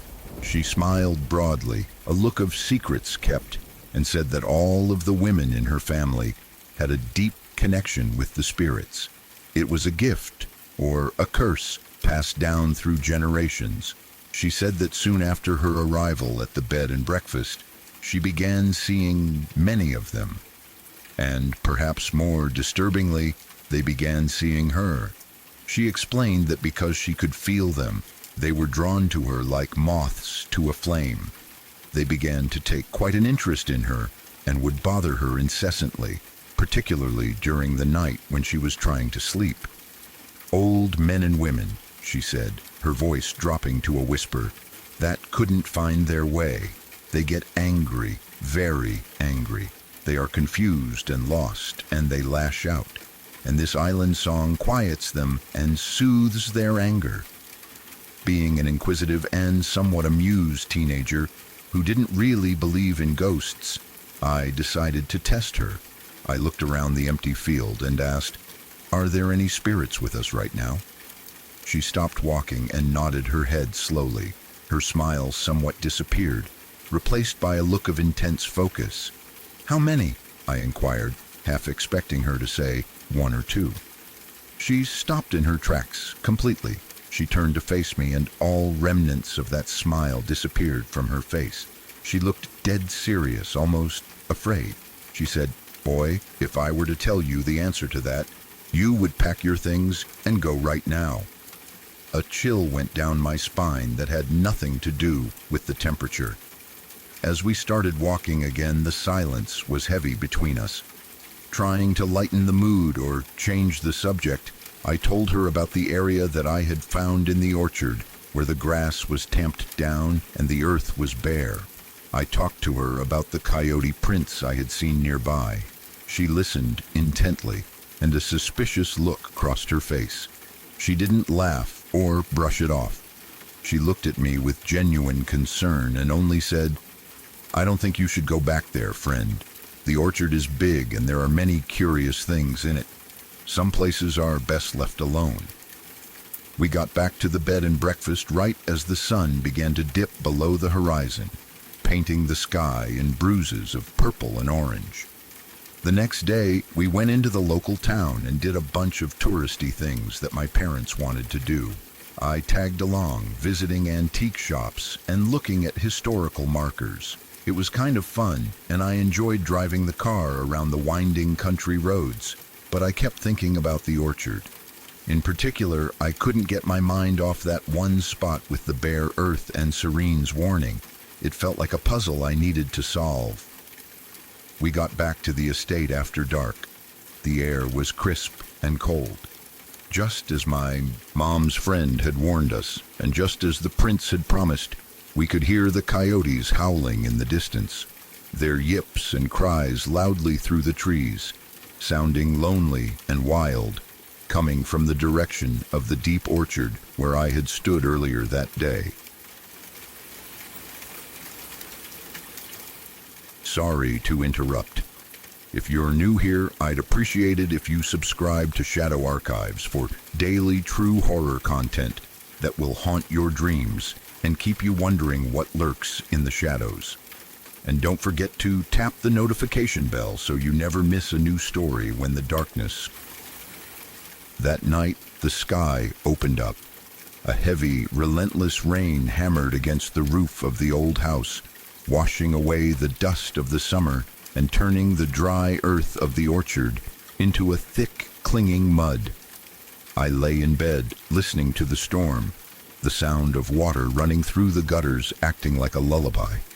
But my mind was still racing with thoughts of the strange clearing I had found. The next morning, the air smelled rich and damp. that heavy scent of wet soil and bruised apples. The sun was trying to peek through the lingering clouds, but the ground was soaked. Despite the mud, my curiosity hadn't been dampened in the slightest. At breakfast, I asked my parents and their friends if it would be all right for me to head out into the orchard again. They were busy chatting over coffee and eggs, happy that I was finding ways to entertain myself without complaining, so they gave me the green light without much hesitation. I decided to wait until the afternoon to head out, giving the soil a chance to dry out just a little bit so I wouldn't be slipping and sliding with every step. I went up to my room to prepare. I grabbed my backpack and, feeling like a rebellious teenager, I managed to sneak a couple of beers from the fridge when no one was looking, burying them deep in the bag under a sweatshirt. I also packed a sandwich I had made, acting like I was going on a major expedition. I was planning on exploring as much of the property as I could, pushing further than I had the day before. I wanted to see where the apple trees ended and the rest of the world began. I stepped off the porch and made my way into the orchard. The ground was soft and spongy, squelching slightly under my boots. I started making my way through the trees, roughly following the path that I had taken previously, though everything looked a little different in the damp light. I walked for a couple of hours in one steady direction, letting the rhythm of the walking clear my head. The rows of trees seemed endless, a repetitive pattern of bark and leaves, until finally the landscape changed. I reached some sort of property line. It was marked by an old, crumbling stone wall, the type you see in Civil War movies or history books. It was a low barrier of stacked gray stones, covered in moss and lichen, marking the end of the cultivated orchard. About 100 feet beyond the wall, a thick, dense forest began, looking wild and untamed compared to the orderly rows of apple trees. I was pretty excited to have found a landmark. I followed the wall for quite some time, walking along the perimeter. I stopped occasionally to dig through piles of crumbled stone where the wall had collapsed, hoping to find a relic. I was still hunting for that elusive Civil War bullet or a button from a soldier's uniform. I didn't find any metal, but my luck wasn't entirely out. I managed to find some arrowheads half buried in the dirt near the base of the wall. They were chipped flint, sharp and cool too. The touch. I felt a rush of triumph as I stashed them in my bag, feeling like a real archaeologist. After a while, I decided to take a break. I stopped at a spot where the wall was still sturdy enough to sit on. I climbed up, letting my legs dangle, and pulled out my sandwich and one of the stolen beers. I sat there in the quiet of the afternoon, eating and drinking, feeling like the king of my own little kingdom. I was just about to finish up when the silence was broken. I heard a loud crashing sound coming from the woods beyond the clearing. It sounded like heavy branches breaking and underbrush being trampled. I froze, my heart skipping a beat. I stuffed the last bite of the sandwich into my mouth, chugged the rest of the warm beer, and shoved the trash back into my bag. The minute I finished packing up, I glanced over toward the forest line. 3 coyotes emerged from the shadows of the trees. They were larger than I expected, their coats matted and damp from the rain. I instinctively ducked down behind the stone wall, pressing my back against the cold rocks, hoping that they hadn't seen me. My breathing was shallow and fast. I knew they were just wild animals, but being alone with them out here felt dangerous. I waited for a moment, listening to the soft pad of their paws on the wet leaves. I slowly poked my head up over the top of the wall to peek. Sure enough, they hadn't noticed me. They started moving languidly away from my position, traveling along the line of the wall, sniffing at the ground. I watched them for a while, fascinated. Occasionally, they would stop when they heard a twig snap or a bird call, their ears swiveling like radar dishes. Every time they stopped, I would duck back down, playing a high-stakes game of hide-and-seek. I followed them from my side of the wall, crouching low, But soon enough, the wall actually ended. The stones trailed off into a pile of rubble, and I was suddenly exposed in the open field. The minute I had nothing to hide behind, their instincts kicked in. They took notice of me instantly. All three of them, in perfect unison, stopped moving. They turned their heads and looked right at me. It wasn't the skittish look of a prey animal. It was a calculated, intelligent stare. We stared at each other for a few seconds, a silent standoff in the damp air. Then, as if deciding I wasn't a threat or a meal, they turned back around and went about their business, trotting away into the tall grass. I let out a breath I didn't know I was holding and started heading back into the orchard. I wanted to get back to the house before it started getting dark. On my way back through the trees, I got a little lost again. The uniformity of the orchard was disorienting, and without the sun to guide me clearly, I wandered around in circles for a bit. To distract myself, I went back to scanning the ground, hoping to find old cans or bottles, anything to make my explorations feel a bit more fruitful. Eventually, through sheer luck, or perhaps something else, I came across the area that I had noticed a few days ago. It was the same clearing between the trees. The vegetation was still somewhat tamped down, creating that oval shape, and the spot in the middle was still bare earth. However, looking at it now with fresh eyes, something didn't look right. I approached the spot slowly and looked at the ground. The way that the grass had been pressed down looked strange. It wasn't evenly flattened, the way it would be if a coyote or a deer had laid upon it to sleep. It was really uneven in parts, mashed into the mud. It almost looked as if boots or heavy feet had stomped it down repeatedly, dancing or pacing in a circle. Then something caught my eye.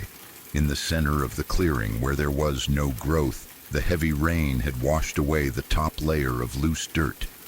There was something dark and smooth protruding from the mud. It had a slight shine to it, contrasting with the dull brown of the earth. I thought I had hit the jackpot.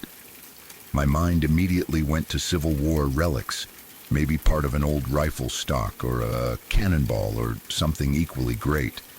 I knelt down in the mud, not caring about my jeans, and grabbed a hold of whatever this thing was. I gave it a tug. The ground, still damp and yielding from the storm, gave way easily. I pulled it free with a sucking sound. It was covered in mud, a lump of wet clay in my hands. I used my thumbs to clear the damp earth from it, revealing the object underneath. It wasn't metal, it was stone, dark and heavy. As I wiped it clean, the shape became clear. It was a figurine of some sort. It was shaped oddly, and from what I could tell, it looked like a human figure. It was a depiction of a fat man or woman, with exaggerated features and a rounded belly. But the most striking thing about it was the top. It was broken. It was missing its head. A cold chill that had nothing to do with the damp air washed over me. I suddenly remembered the books I had received for my 10th birthday. I remembered the glossy pages about ancient tribes in the Caribbean and South America. I remembered the photo of the headless figurine, the fertility idol that had terrified me so much as a child. This was almost identical. It felt heavy in my hand, heavier than a stone of that size should be. I also remembered what Serene had told me about the angry spirits, the old men and women who couldn't find their way. I started to get a little freaked out. The silence of the orchard suddenly felt oppressive. I tossed the figure into my backpack, zipping it shut quickly as if to trap the bad vibes inside, and started moving. I walked fast, wanting to put distance between myself and that stomped-down circle. I tried to hum the tune that Serene had taught me 2 days prior, the lullaby to soothe the spirits, but my mind was blank. I couldn't remember the melody properly. It came out as a nervous, disjointed whistle. Then I heard something in the orchard. It wasn't the wind. It sounded as if somebody was walking ever so lightly upon the ground behind me. Crunch, step, crunch. I stopped walking to listen. The sound stopped. I started walking again. Crunch, step, crunch. It started again. It would stop when I stopped. It would start when I started. The hair on my arms stood up. I was being stalked. At one point, when I calculated I was about 10 minutes away from the bed and breakfast, I couldn't take it anymore. I stopped abruptly, dropped to the ground, and looked back through the tunnel of trees, trying to see under the canopy. In the distance, about 25 yards away, I saw them. The 3 coyotes. They were watching me intently.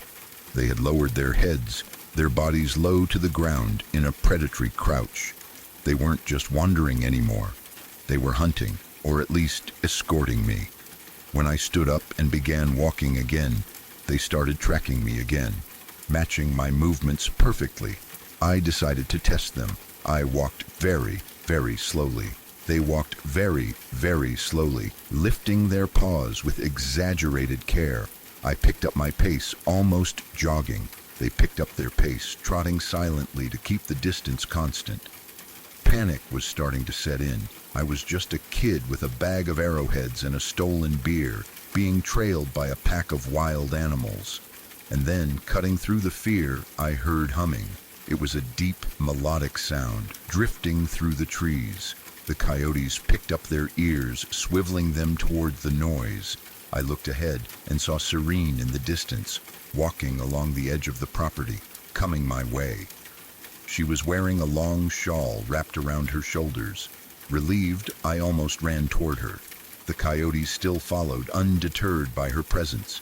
She saw me coming toward her and smiled, a warm, knowing expression on her face. I pointed frantically back at the coyotes behind me. She paused, looked at them, and then laughed. It was a light, airy laugh. "It's okay, boy," she said, her accent thick and comforting. "They're just curious about you is all." I sighed, the tension leaving my shoulders. I approached her and she turned to walk with me back toward the house. The coyotes stopped at a certain distance, sitting down to watch us go. "I found the wall today," I told her, eager to share my adventure now that I felt safe. "Did you now?" She looked disinterested, looking up at the sky. "Did you go over it? Into the forest?" she asked. "No," I said, "but that's where I first saw the coyotes." "And you followed them, didn't you?" She smiled, a sly look in her eyes. "Yeah," I admitted. "How did you know?" "They told me," she said simply. "They told me that you followed them because you were curious like their brother Wolf. And then they were curious about you, so they started following. They also smelled your sandwich. They wouldn't hurt you, though." I looked at her, wondering if she was joking, but her face was serene. We walked for a few more minutes, the presence of the coyotes still lingering behind us in the shadows. I was beginning to suspect that she had been feeding them over the tenure of her employment at the B&B, which would explain why they were so comfortable around people. "Oh," I said, remembering the weight in my backpack. I stopped and swung the bag off my shoulder. "I found this in the orchard. I guess it had been buried, but the rain unearthed it some. It was at the center of that area that I found the other day. You know, where the grass was pressed down?" I dug through the bag, past the empty beer can and the arrowheads, until my fingers closed around the cold stone. "Although I don't think it was the coyotes anymore," I continued, pulling it out. "It looked more like some other animal, or maybe people tamped the grass down." I grabbed the figure and brought it forth from my bag, holding it out to her in the dying light of the afternoon. The mud had dried slightly, making the headless shape even more distinct. She took one look at the figurine, and her face went completely white. She blanched, her eyes going wide. Shakily, she reached out and pulled the figurine from my hands, her fingers trembling. "What have you done, boy?" she whispered, her voice trembling. My heart sank. I thought she would have been as excited as I was, that she would find it interesting or historical. Instead, she looked terrified. She clenched the figure in her hand so tight that her knuckles turned ash gray, and her whole body shook with a sudden violent anger. Her eyes widened until I could see the whites all around her irises, and she screamed at me in a hideous, almost guttural tone of voice that didn't sound like her at all. "What have you done?" Story 7. I stood there stammering, trying to find a way to justify what I had done, but my words felt hollow in the heavy air of the orchard. I tried to explain to her that I had seen something like it in an old book of mine once, that I thought it was just an interesting artifact and I didn't mean any harm. I wanted to tell her I didn't know what it really was, but before I could get a coherent sentence out, she turned and bolted. She didn't walk. She ran frantically back into the depths of the orchard, her shawl flapping behind her like broken wings. I looked over and saw the coyotes, who had been watching us with that unnerving intelligence, turn their heads to watch her run. Then, without a sound, I took off after her. My boots slipped in the mud, but I pushed myself, shouting her name into the darkening trees. I shouted that I was sorry, my voice cracking with a mix of puberty and panic, but she didn't slow down. She made it back to the clearing with the tamped-down grass before I did. By the time I crashed through the final row of trees, gasping for breath, she was already on the ground. She had dropped to her knees in the mud, ignoring the stains on her dress, and was clawing at the earth with her bare hands. She was crying a high-pitched, desperate sound while trying to hum that soothing island tune between sobs. The coyotes had stopped at the edge of the clearing, sitting on their haunches like silent sentinels watching the ritual unfold. I didn't hesitate. I dropped to my knees beside her, the cold mud soaking instantly into my jeans, and started digging as well. We clawed at the wet soil together, my fingernails tearing against roots and stones until we had reopened the small pit I had created earlier. It was a frantic, messy effort, fueled by her terror which had somehow transferred to me. When the hole was deep enough, I grabbed the stone figurine from where I had dropped it. My hands were shaking. I wanted to fix this. I placed the idol carefully into the hole, setting it upright, just as a statue should stand. I began to push the earth back on top of it, thinking that was what she wanted, but Serene shrieked, a sound of pure horror. "No, no, no!" she cried out, reaching into the hole and grabbing my wrist to stop me. She pulled the figure back up, her hands trembling violently. She turned the heavy stone object over in her hands and shoved it back into the ground head first, so it was upside down. "Like that," she muttered, her voice thick with tears. "It must be like that."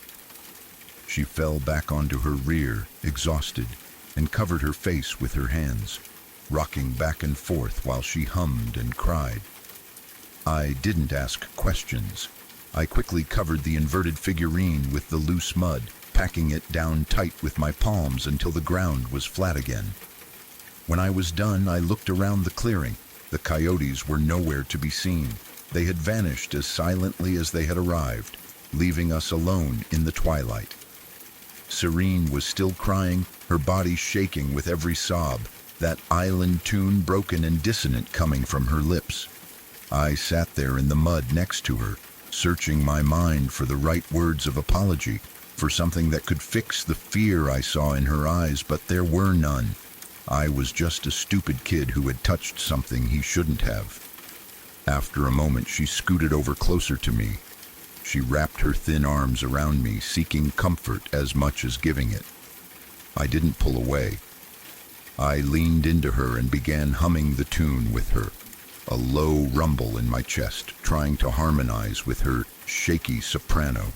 Her tears became fierce then, a release of pent-up dread, and her sobs forced her to stop humming entirely. I stopped as well, and we sat in the silence of the orchard, the wind rustling the apple leaves above us. That is when we heard it. It didn't start with a crash. It started as a sharp, high-pitched keen, sounding far away, coming from the direction of the main road that bordered the estate. It was a mechanical scream, the sound of rubber tires wrestling violently with pavement, trying desperately to keep a hold on the road at high speed. It lasted for a terrifying second, stretching out in the quiet night. And then there was a sudden, sickening silence. It was the sound of friction failing, of the tires losing their battle.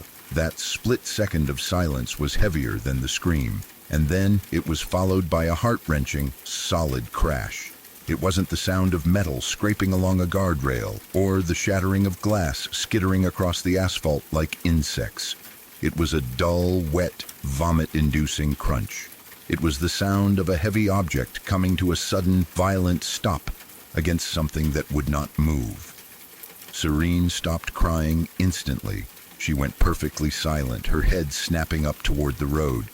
She stood up, her movements jerky and stiff, and began to run back toward the bed and breakfast without saying a word to me. I scrambled to my feet and followed her, my heart hammering against my ribs. We ran through the rows of trees, the branches whipping at our faces, ignoring the darkness. By the time we reached the edge of the orchard, close enough to see the manicured lawn of the main house, we could see that the peace of the evening had been shattered. The guests at the bed and breakfast, including my parents and their friends, were standing in confused groups on the grounds, looking toward the road. In the distance, we could hear the wail of sirens approaching, and rising above the tree line across the street, we saw a plume of black smoke. The car had, somehow, left the road at high speed. It had jumped the ditch and slammed head-on into a massive, ancient oak tree that stood directly across the street from the bed and breakfast's driveway. The impact was catastrophic. Serene didn't go to the guests or the owners. She immediately went to a group of the staff who had gathered near the kitchen entrance. She threw herself into the arms of the large white cook, the man who had been kind to me earlier in the week. He held her tight as she wept, her legs giving out, her grief renewed and amplified. I found my parents near the front porch, just as the ambulances and police cruisers shrieked into view, their red and blue lights painting the house in chaotic flashes. The fire truck actually pulled right into the driveway of the bed and breakfast to turn around. The atmosphere was thick with anxiety. Everybody was asking questions, anxious to know if the driver was okay, if there had been passengers, and if anyone had survived. My parents, trying to protect me, pulled me close. My mother's friends, the owners of the estate, went down the driveway to speak with several of the firemen and EMTs who were setting up a perimeter. They spoke in hushed, serious tones for a few minutes. When they returned to the group, their faces were pale and grim. They urged everybody to return inside immediately. They didn't give details, only saying that the EMTs had informed them that the scene was rather gruesome, and that none of us should be around to witness them extract the body from the wreckage. They herded us into the main house like sheep, trying to shield us from the reality across the street. I didn't see Corrine again that night. She had disappeared into the staff quarters. The EMTs and the firefighters worked for several hours under the glare of floodlights. I couldn't sleep, and I couldn't sit still. I found myself in the small bar area of the house, which had a window facing the road. I watched from the darkened room as they worked. I saw them use the jaws of life, saw the sparks fly. Finally, I watched as they moved a large black body bag onto a gurney. They wheeled it from the crash site to the waiting ambulance. The strobe lights of the emergency vehicles cast long, dancing shadows, but I could see the bag clearly. It had a very distinct profile. Even under the heavy material, the shape was undeniable. It was uneven, bulky in the middle, and oddly flat at the top. I walked back to where my parents were sitting. I told them my story about the coyotes, leaving out the part about the figurine, and confessed to taking the beers. They were so shaken by the accident outside that they barely registered my transgression. They let me off the hook completely. In fact, my dad let me have the last beer out of my pack, thinking that I was just a frightened teenager needing to calm his nerves after seeing the commotion. when the ambulances finally began to leave, driving slowly and without lights or sirens, a sign that there was no rush, no life to save, my parents' friends went outside again to talk to the few remaining firemen who were cleaning up the debris. As I stood by the window watching the last of the flashing lights fade, the kitchen door opened. The large white man, the cook, entered the bar. He looked exhausted, his face drawn and sad. He saw me standing there and approached me slowly.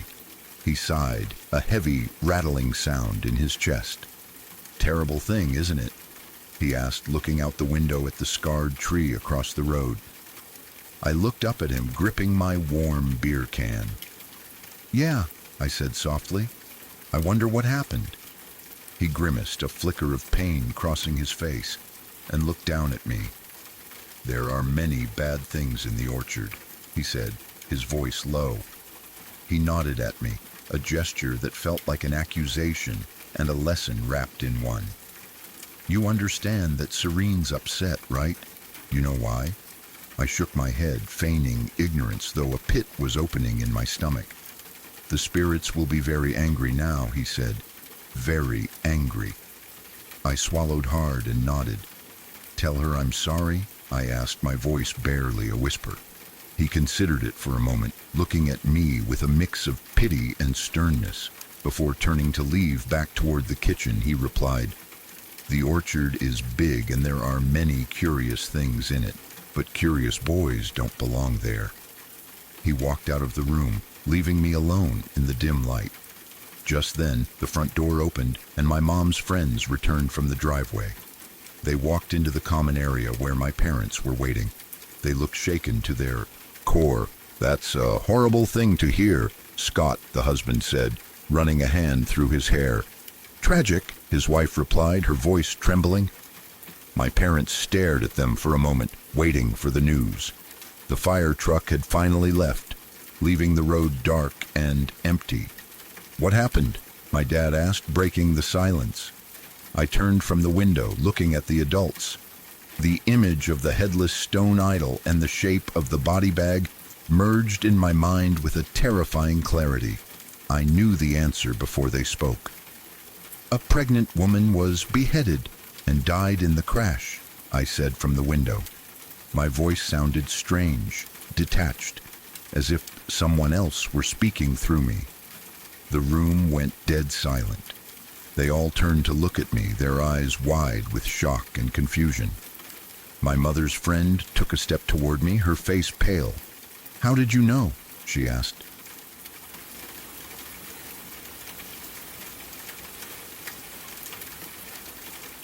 There is a specific kind of freedom that comes with getting your very first apartment, a feeling of independence that is almost intoxicating. I remember the day I signed the lease, my hand shaking slightly with a mix of nerves and excitement. I was young, eager to start my own life, and I felt like I had struck absolute gold with the location I found. It wasn't just some sterile cookie-cutter box in a modern complex. It was something with character, something with history. The apartment was located in a massive old antebellum house that had been converted and split into 4 separate units. It was a stunning piece of architecture, the kind you see in movies about the Deep South, with a sprawling wraparound porch, towering white columns, and ancient oak trees in the yard that draped moss over the roof like a protective blanket. The rent was surprisingly affordable for how much space I was getting, and I remember thinking that I was the luckiest person in the world to snag it. The move-in process was a blur of cardboard boxes, pizza, and the smell of old wood and lemon polish. The interior of the apartment was beautiful in that slightly worn, historic way. The ceilings were 12 feet high, the crown molding was thick and intricate, and the hardwood floors creaked with every step, telling the stories of the dozens of families who had walked there before me. I loved the quirks of the place. I loved the way the windows stuck a little when you tried to open them, and how the air always smelled faintly of dust and old books. For the first few weeks, I was in heaven. I spent my time decorating, arranging my furniture just so, and inviting friends over to show off my new, adult living space. It felt like the start of a perfect chapter in my life. I ignored the slight draft in the hallway, and the way the shadows seemed to stretch a little too long in the evenings. I was just happy to be there. However, the honeymoon phase didn't last very long. The atmosphere of the apartment began to shift, slowly at first, and then with an intensity that I couldn't ignore. It started in the bathroom. The bathroom was tucked away at the back of the unit, a small windowless room with old fixtures that had likely been there since the mid-century renovations. It had a clawfoot tub that had been retrofitted with a shower ring and a curtain. The first time it happened, I brushed it off as new house jitters. I was taking a shower, the hot water running over me, steam filling the small space, when I suddenly felt a cold prickle on the back of my neck. It was that unmistakable primal sensation of being watched. I froze, the soap stinging my eyes, and whipped around, ripping the shower curtain back.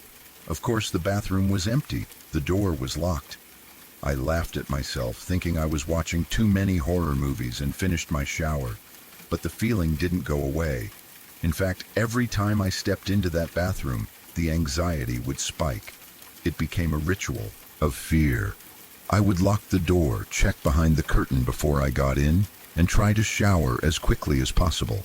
The feeling was overwhelming. It wasn't just a vague sense of unease. It felt like there were eyes boring into me from the corner of the room, right near the ceiling.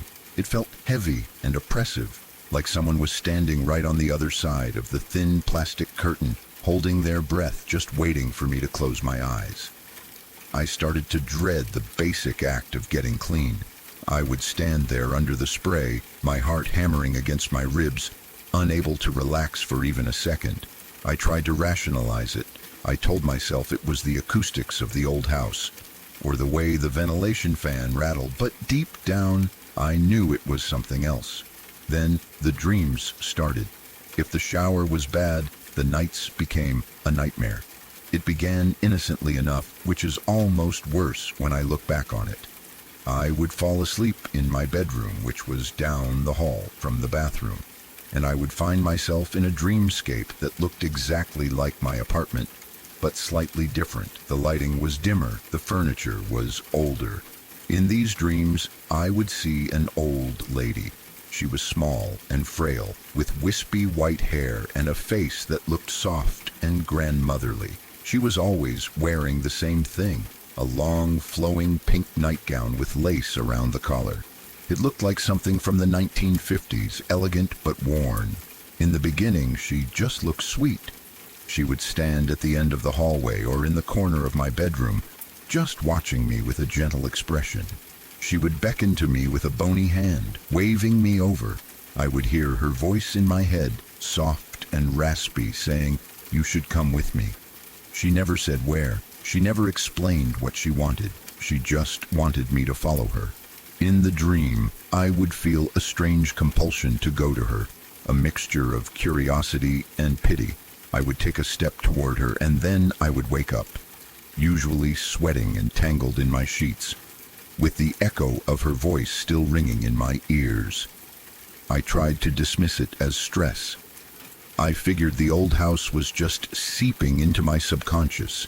I told myself it was just a recurring dream about a generic old lady. But as the weeks went on, the dreams began to change. The sweetness evaporated, replaced by something dark and menacing. The transition was terrifying. I would go to sleep, dreading what I might see. The old lady in the pink nightgown was still there, but she wasn't the kindly grandmother figure anymore. She began to look sickly. In the dreams, the lighting would be greenish and sickly, casting long, warped shadows on the walls.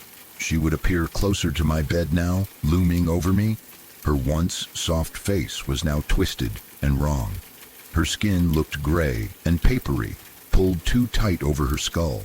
The most horrifying part was her eyes. Where there used to be gentle, cloudy eyes, there were now just empty black sockets. It was like looking into a void, I could see the darkness swirling inside her skull. Her hair, which used to be wispy and white, was now greasy and stringy, falling out in clumps, revealing patches of scabbed scalp underneath. It looked wet, like she had been submerged in water or sweat for days. Her mouth was the worst of all. It was twisted open in a permanent silent scream of torment. Her jaw hung unnaturally low, as if it was broken or unhinged. She didn't speak to me anymore. She didn't ask me to come with her. Instead, she would lunge at me. I would be paralyzed in the dream, unable to move my arms or legs, watching helplessly as this rotting figure in a pink nightgown flew toward me. She would frantically claw at the air, her fingers hooked like talons, trying to grab my throat or my face. I could hear the sound of her rasping breath, a wet, rattling sound that filled the room. I would try to scream, but no sound would come out. I would feel the wind of her movement as she swiped at me, inches from my face, before I would finally jolt awake, my heart racing so fast I thought I was having a cardiac event. The terror lingered long after I woke up. I would turn on every light in the apartment and sit in the living room, afraid to close my eyes again, afraid that she was waiting for me back in the dream world. The longer I lived there, the more aggressive the presence became. It wasn't just contained to the nightmares anymore.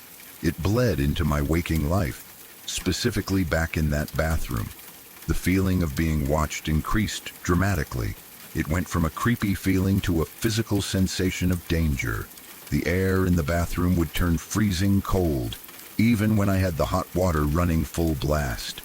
I would see shadows darting in my peripheral vision, moving behind the shower curtain or reflecting in the mirror.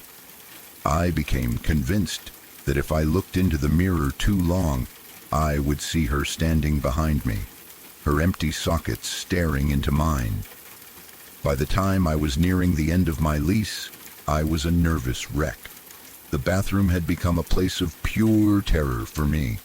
It sounds silly to say it out loud, but I developed a genuine phobia of closing my eyes in the shower.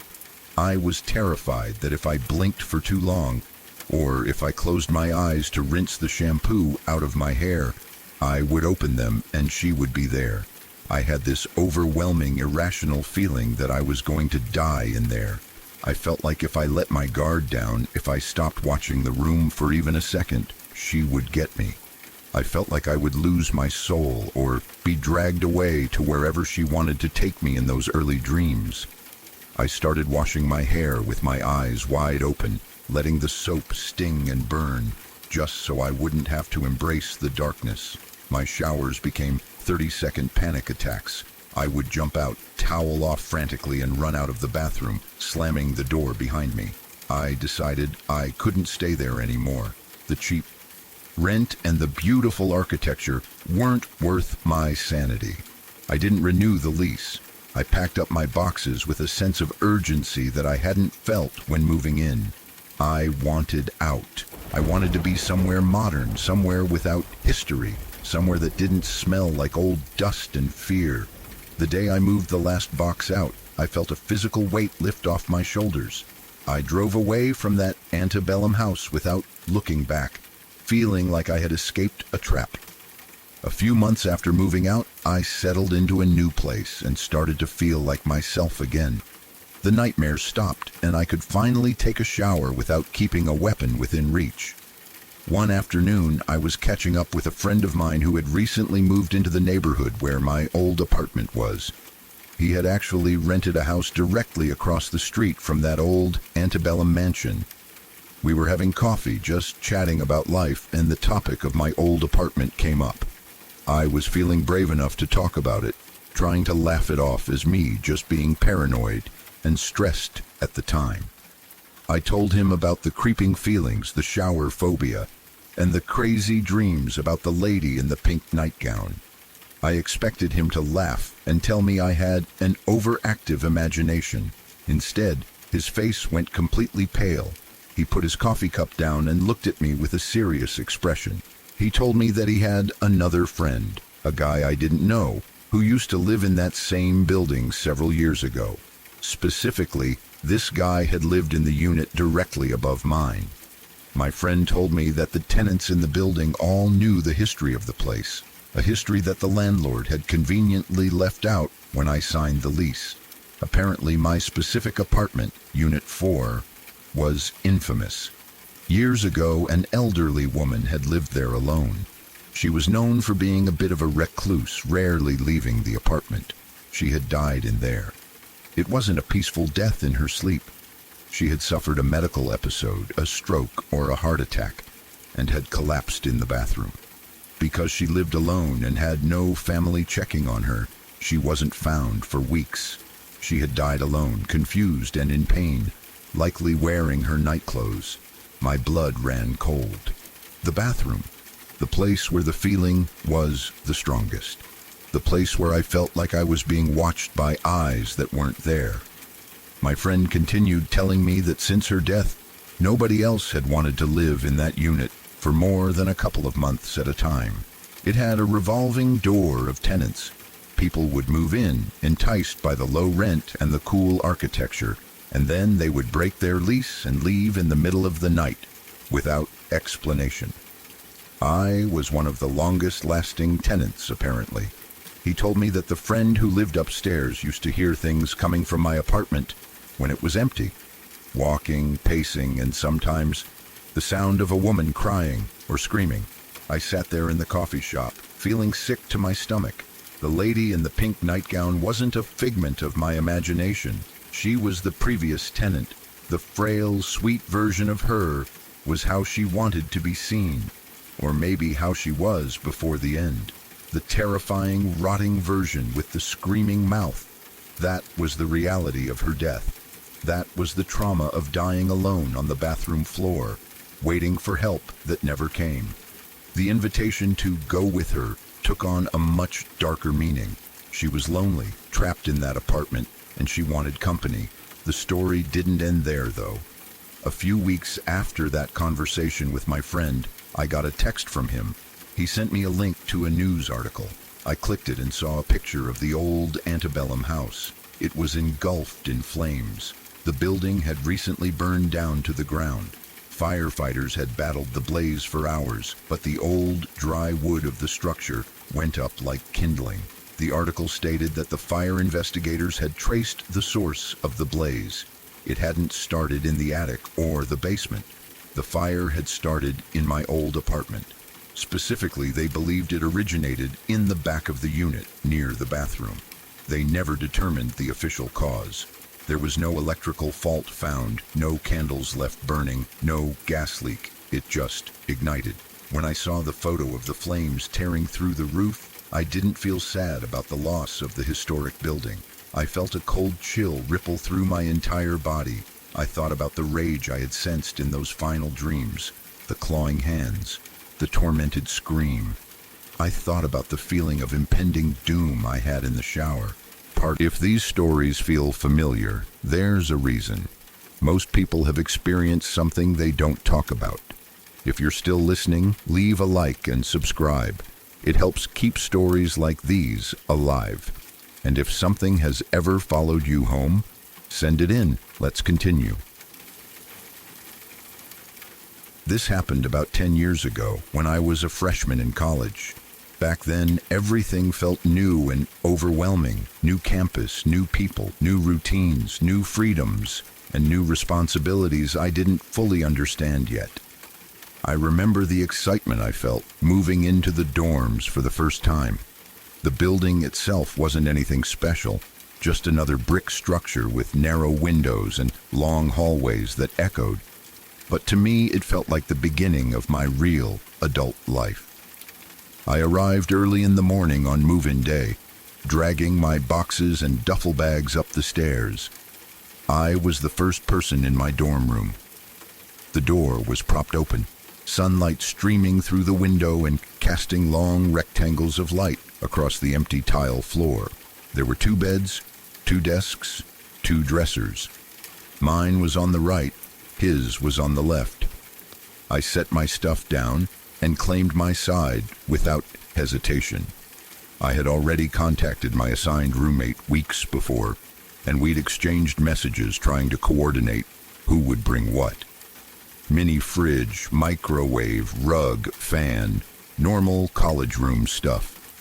He seemed nice enough in writing, not super enthusiastic, but polite. We agreed on the basics. He said he'd arrive later in the afternoon, but he didn't. Not that day, not the next day, not all week. I sent him a couple of messages, nothing demanding, just checking in. No reply. I figured maybe something came up, or he was dealing with last-minute stuff. Freshman year is chaotic. I wasn't too worried about it. I was busy learning the campus layout, exploring buildings, buying overpriced textbooks, and trying to pretend I wasn't nervous about everything.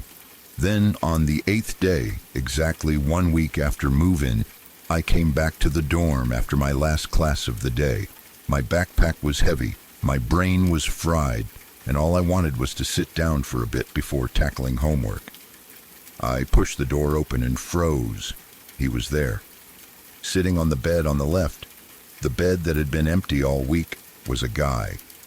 My roommate. Or at least I assumed it was him. At first glance, nothing seemed unusual, except for the fact that he'd arrived without saying anything. I set my stuff down and walked toward him to say hi, try to restart the conversation we'd never begun. But as I got closer, something felt off. He looked terrible.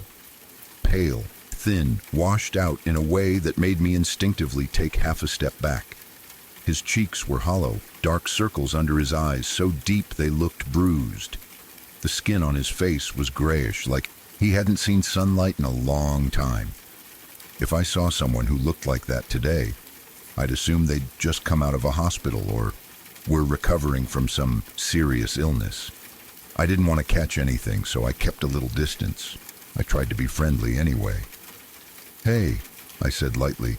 "I'm glad you finally made it. He didn't look at me, not even a glance. He kept staring forward, eyes unfocused, as if he were looking at something far beyond the wall. When I spoke again, he made a soft grunt, not a real word, just a sound. I wasn't sure if it was acknowledgement or effort or pain. I forced a smile. "Everything okay? Need help with anything?" He didn't respond, didn't even blink. Then I noticed something strange. He hadn't brought anything with him. No suitcase, no backpack, no clothes, no toiletries, no supplies. Nothing we had talked about, nothing anyone would normally bring to college. He was wearing the same outfit he must have traveled in, jeans, a baggy shirt, and shoes that looked scuffed and worn. It was bizarre, but I was new to college life and I didn't want to make assumptions. Maybe his parents were bringing the rest later. Maybe he was having issues at home. Maybe something happened. I told myself not to judge. I unpacked my things and tried to go about my day, but things didn't improve. For the next week, he barely moved. Every morning when I woke up, he was sitting in the exact same position on the bed. Legs on the mattress, body slumped forward or leaned back against the wall, head drooping. Sometimes he looked asleep with his eyes half closed. Other times he just stared blankly into the corner of the room. I never saw him stand, not once. I never saw him leave the room during daylight, never saw him walk out the door to go to classes or to eat. I never saw him pick up a toothbrush, take a shower, or even stretch his legs. His posture looked uncomfortable, and yet he stayed locked in that same position for hours. The only evidence that he ever left the bed was at night. I'd fall asleep to the sound of rustling from his side of the room. Sometimes I'd hear the door click open or shut very quietly. Other times I'd wake up to find some of my things moved slightly. My textbooks weren't where I left them. My shoes were angled differently. A drawer I knew I had closed was slightly open. I told myself I must be misremembering. It was easier than admitting I was uncomfortable. Then the smell began. At first, it was faint, a kind of musty, sweaty odor like old laundry mixed with something sour. Dorms never smell great, so I brushed it off. But each day the smell grew stronger and worse. It crawled through the room, thick and stale, settling into the air like a fog. I noticed his clothes looked dirty, the fabric stiff and wrinkled as if he'd been wearing them for days. His hair became greasy, his skin even more ashen than before. He looked like he was wasting away. His cheeks sank deeper. His eyes seemed duller, unfocused. His breathing was quiet and slow. He didn't have the strength to hold his head upright for long. Sometimes he drooped forward as if he might fall over. Every time I tried talking to him, he didn't answer. Not a grunt, not a nod. Nothing. By the 5th day of the smell being unbearable, I reached my breaking point. I couldn't sleep. I couldn't study. I couldn't even be in the room for more than a few minutes without opening a window and spraying air freshener, neither of which helped. The smell was heavy, like something rotting. I started worrying he was sick, seriously sick. What if he was dying? What if something terrible was happening and I was just ignoring it? Finally, I went to the RA. I explained everything, how he never talked, never left, how the room reeked so badly I couldn't stay in it, how I didn't know if he needed help. The RA gave me a strange look, not annoyed, confused. He asked for the guy's name. I told him. He frowned, opened his computer, typed something, and shook his head slowly. "We're still looking for a roommate for you," he said. "The guy you were supposed to room with dropped out before the semester started." I felt my stomach drop. "What do you mean?" "He's in my room right now." "There shouldn't be anyone in there," the RA said more firmly. "Nobody is assigned to that bed." I insisted, described him, explained his behavior, the smell, the clothes, everything. The RA's expression shifted from confusion to concern, then skepticism. He said maybe someone snuck into my room, maybe I'd misunderstood, maybe it was some weird prank. I told him it wasn't a prank. He sighed, stood up, and said we'd go check the room together. I expected to find the guy sitting on the bed like always, staring off like always. But when the RA opened the door, the room was empty. The bed, his bed, was a mess. Sheets wrinkled, blanket twisted, pillow dented where a head had been resting. The mattress was still indented, clearly used. And the smell, the overwhelming smell of rot, decay, sweat, and something worse, something sour and heavy that hit us the second the door opened. But the guy was gone, just gone. No sign of him leaving, no bag, no clothes, no trace except that reek that clung to the air and the outline his body had left in the bed.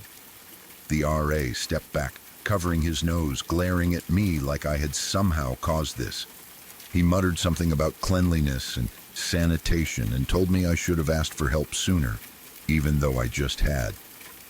I tried to explain again, but he didn't believe a word of it, not one. He thought I'd let someone disgusting into the room and hadn't reported it. He thought the stink was because of me. He thought the bed was filthy because I didn't clean properly. No matter what I said, he wouldn't believe me. I practically begged him to remove the mattress and bedding. Eventually he agreed, mostly because the stench was so overpowering he couldn't stand there anymore. I felt humiliated and terrified at the same time. Someone had been sleeping across from me for a week.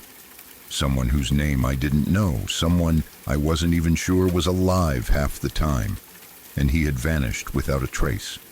That night, after the new mattress was delivered, I sat on my bed thinking about everything. Something made me want to call the original roommate, the one I was supposed to have, just to confirm, just to clear my head, just to know he hadn't randomly shown up without telling anyone. His mother answered. She recognized my voice immediately. We had spoken a couple times before the semester started. I asked her about him and explained everything that had happened. I told her he had shown up, stayed in the room for a week, acted strangely, then disappeared. The line went silent, completely silent. When she finally spoke again, her voice was strained, trembling with anger and grief. She told me her son had gotten very sick 3 weeks before school started. They took him to the hospital. He got worse. His body shut down, and he died. He was buried the previous weekend. She thought I was calling to torment her, to mock her loss somehow. She screamed at me, called me cruel, and hung up. I sat on my bed, frozen, staring at the phone in my hand. My heart hammered in my chest. My skin felt cold. My mouth went dry. The world around me felt suddenly unreal. If he had died 3 weeks before school started, if he never arrived on campus, if he was never assigned to my room, then who or what sat across from me for a week? I never called his mother again, and I never slept comfortably in that dorm room for the rest of the year.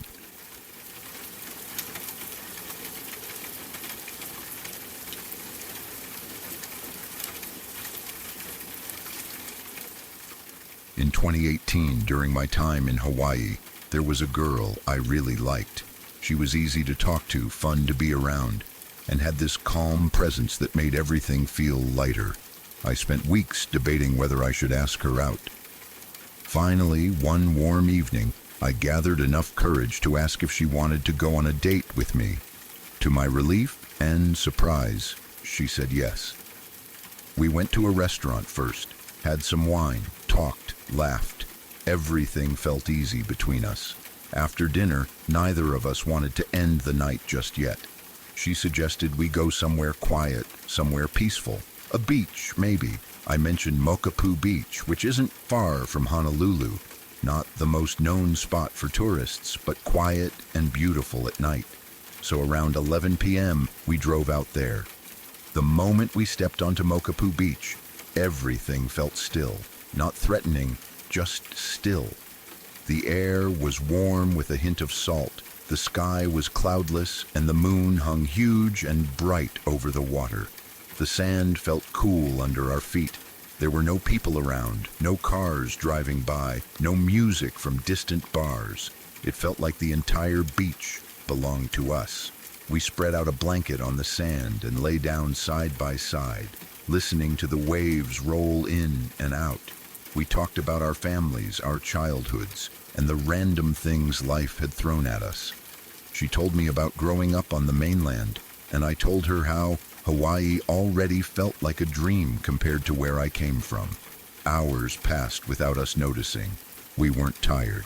We weren't bored. Time floated by quietly. Around 2 a.m., everything shifted. The first strange thing happened slowly. We both felt something small brushing against our hands. It was gentle, almost like tiny feet or a soft tickle. We both reacted at the same moment, pulling our hands back slightly. "What was that?" she whispered. "I think crabs," I said, even though I wasn't convinced. The moon was full and bright. You could see the sand clearly, even far down the beach. I sat up, expecting to see crabs scurrying around. Hawaii has a lot of small shore crabs that come out at night. It would have made perfect sense, but there was nothing. Not a single crab, no movement, no shadows darting across the sand. We exchanged a confused look, but shrugged it off. Beaches have weird moments. Maybe the crabs had already run off. We lay back down, laughing a little at how jumpy we were, and tried to settle back into conversation. But not even a minute passed before we felt it again. A light brushing against our fingers, a tiny pat, like something with small hands was touching us, not claws, hands. This time she jerked her hand away quickly. "That didn't feel like a crab," she said. I didn't answer, because she was right. It didn't feel like a crab at all. The pressure was too soft, too human-like, too intentional. Before we could make sense of it, a sound reached us. A sound that made both of us sit straight up in the sand. It was a baby crying, not a cat, not the wind, not a bird. A baby, a real baby crying somewhere in the darkness. It echoed across the empty beach, high-pitched, panicked, and unmistakable. The kind of sound that instantly kicks your instincts into overdrive. Someone needs help.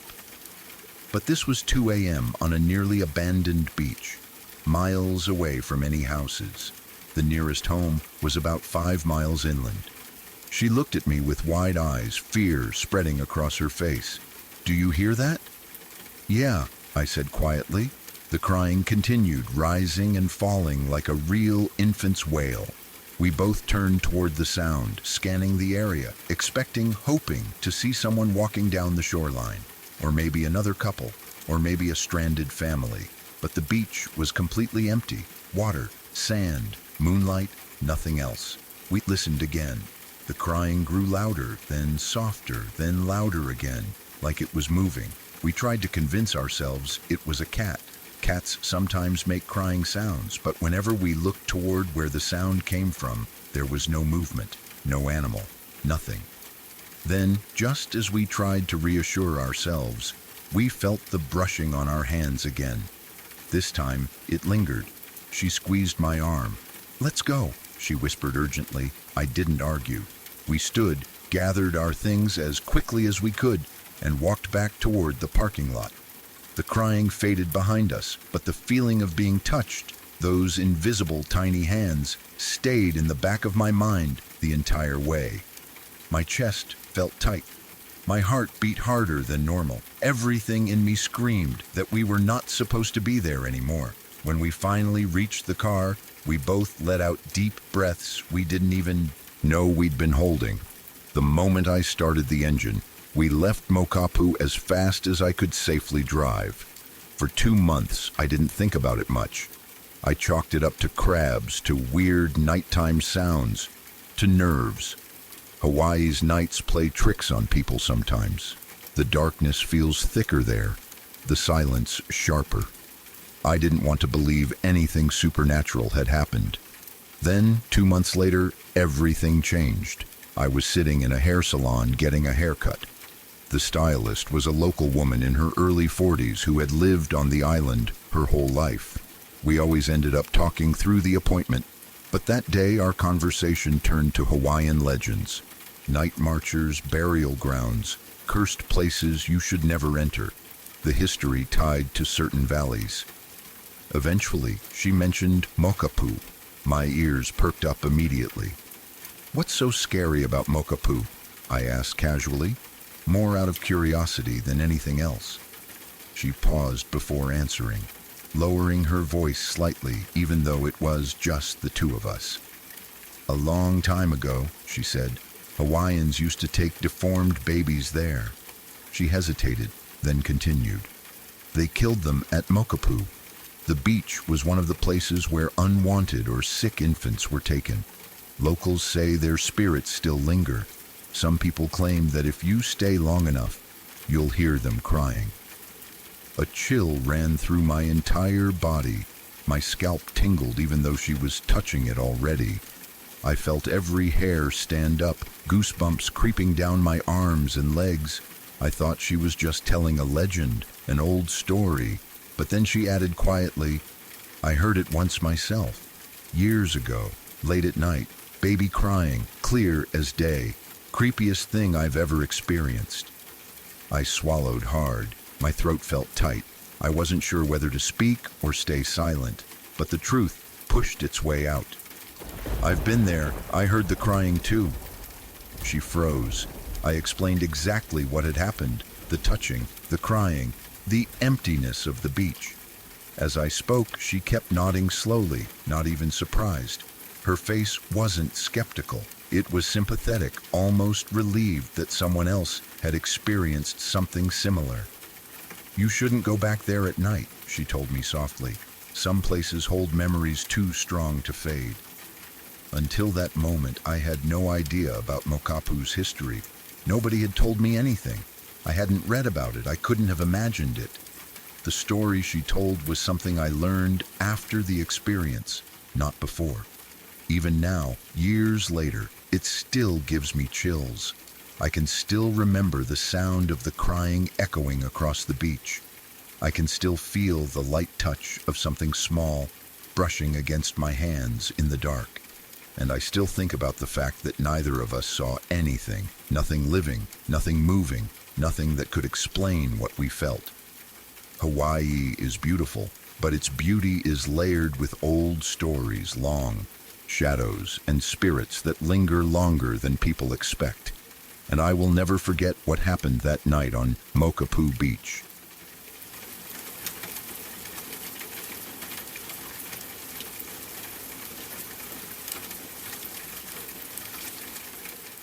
This story takes place on the night of September 10th, 2001. Back then, I was in my final year of college.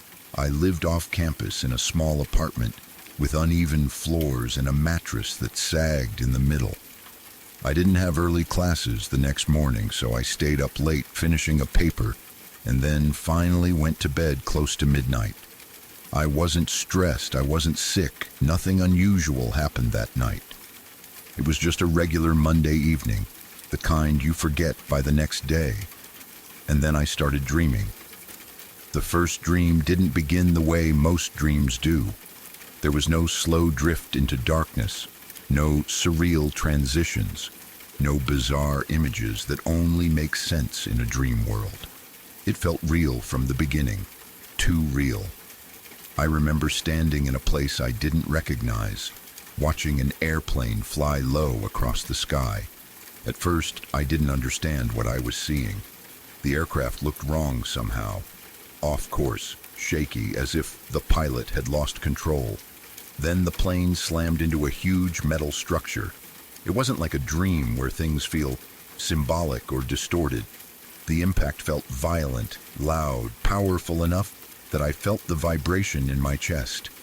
In the dream, the structure looked like a giant vertical train car, long and silver with rows of windows. My mind couldn't make sense of it. Why was a train standing upright? Why were there so many windows so high off the ground? Before I could process it, the screaming started. It wasn't faint, it wasn't dreamlike. It was sharp, raw, full of terror, the kind of screaming that snaps you awake because your brain can't handle the sound any other way. I shot up in bed, drenched in sweat, heart pounding. I remember looking around my dark room, half expecting to see fire outside my window or smoke rising somewhere nearby. It took me almost an hour to calm down, to slow my breathing, to remind myself that I had just dreamed something awful. Eventually, I managed to fall asleep again, but the exact same dream came back. Same airplane, same metal structure, same confused moment where it didn't look like anything I'd ever seen before. Same explosion, same glass shattering, same people screaming, and once again, the dream yanked me. Awake at the exact same moment, as if my mind couldn't let me see anything more. This time the panic took longer to shake off. Almost 2 hours passed before my breathing returned to normal. I remember lying on my back, staring at the ceiling, trying to convince myself that dreams repeat sometimes, that stress can do strange things, that none of it meant anything. But some part of me didn't believe that. Something deep inside me knew the dream wasn't normal. When I eventually drifted into sleep again, I had one last dream, different from the first two, but just as vivid and disturbing. In this dream, I saw people floating in the air. At first, it was almost beautiful. Dozens, maybe hundreds of people drifting above the ground like they were flying. Not in airplanes, not on gliders or parachutes, just flying. Arms outstretched like superheroes, bodies moving through the sky effortlessly. They looked happy. They were smiling, weaving through the air as if they were swimming in sunlight. Everything felt warm and peaceful, almost joyful. Then suddenly they stopped. The joy vanished. Every one of them froze in midair, as if an invisible force had grabbed hold of them. Their faces changed instantly from happiness to horror. Then they all began to fall. Not glide, not float, fall fast. I could see their arms flailing, their expressions twisted in panic, their mouths open in screams that sounded exactly like the ones from the first dream. The moment they began to fall, the screaming grew so loud and so real that it tore me awake. I sat upright in bed again, heart hammering, feeling like I had witnessed something terrible. After that dream, I barely slept at all. Every time I closed my eyes, I imagined people falling and screaming. I kept seeing that huge metal structure, those windows, and that plane. When morning finally came, I was exhausted, mentally foggy and shaken. I didn't have an early class, so I stayed in bed a little longer. Around 9:30 a.m., my girlfriend called. I remember her voice sounded frantic, almost out of breath. She told me to turn on the TV, that a plane had crashed into the World Trade Center. I'll admit something that some people might find strange. Before that day, I didn't really know what the World Trade Center looked like. I grew up far from New York, and I'd never paid much attention to the skyline. I'd heard the name, but I had no memory of what the buildings actually looked like. So when I turned on the TV, I didn't know what to expect. But the moment I saw the towers, long silver gray, full of windows, my chest tightened. They looked exactly like the structure in my dream. Not kind of like it, exactly like it. My confusion from the night before suddenly made sense. I had been seeing something real but didn't recognize it at the time.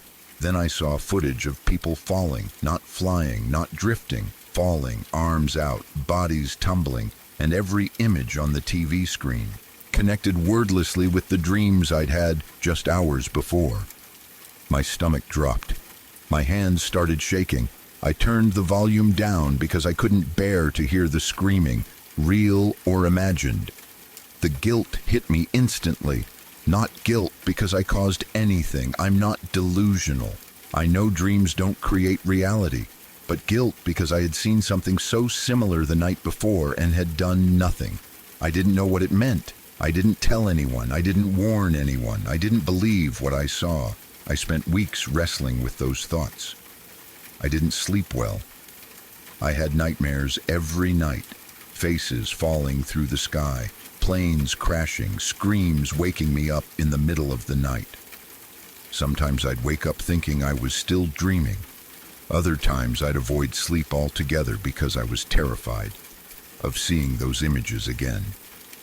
By mid-semester, I was barely functioning. I stopped going to certain classes. My grades tanked. My motivation completely collapsed. I couldn't focus on anything academic because the dreams and the reality kept looping in my mind like a broken film reel. I felt haunted, not by spirits or ghosts, but by the idea that I had glimpsed something impossible and then lived through it in real life. I eventually failed multiple classes. I withdrew from others. It should have been my senior year, the final stretch before graduating, but instead, I barely made it through the first half of the semester. Years passed before I could talk about it at all, and even now, it's hard. I've tried telling myself it was a coincidence, that dreams borrow images from news and stress and subconscious fears, but that explanation never felt convincing. Not because I want to believe something supernatural happened, but because the dreams were too clear, too precise, too close to the truth of what unfolded the next morning. And the screams, those are what stayed with me the longest, the way they sounded exactly the same in my dream and on TV. Even now, when I think about it, my chest gets tight and I feel that same cold fear I felt waking up in that small apartment. It honestly feels strange, but also relieving to write this all down. Maybe it doesn't matter whether people believe me or not. Maybe the point is just finally letting this story exist somewhere outside my own head. It doesn't change anything. It doesn't make the tragedy any less horrific. But after carrying it alone for so long, it feels lighter somehow to share it with strangers who don't know me, who won't judge me the way people in my real life might. If you've read all of this, thank you. I still wish none of it were true, but it is, and I still dream about it sometimes.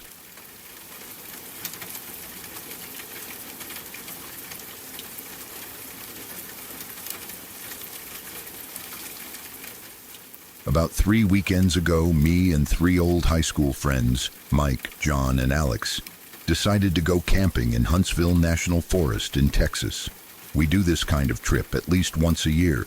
We've camped in Arizona and Colorado, right near the Spanish Peaks, And even deep in New Mexico, we like going far off the trail, living off whatever we can catch or trap, and spending a few days without phones, lights, or noise. We've never had anything happen that was too crazy. Strange sounds at night, sure. Coyotes, bears, raccoons, normal wildlife stuff. We always considered ourselves pretty experienced. This year, it was my turn to pick the spot, and I chose Huntsville. More specifically, near New Waverly, where you can get pretty deep into the forest without bumping into anyone for miles. We drove up early in the morning, parked our car in one of the designated areas, grabbed our packs, and headed straight into the trees. The air was humid but cool. We spent the first stretch of our hike laughing, catching each other up on our lives, joking about college stories. It felt good, familiar. We walked until the sunlight faded through the branches and the forest grew quiet. We stopped at a clearing and set up camp. As usual, we made a fire, put up the tent, and sat around telling creepy stories. That was our tradition.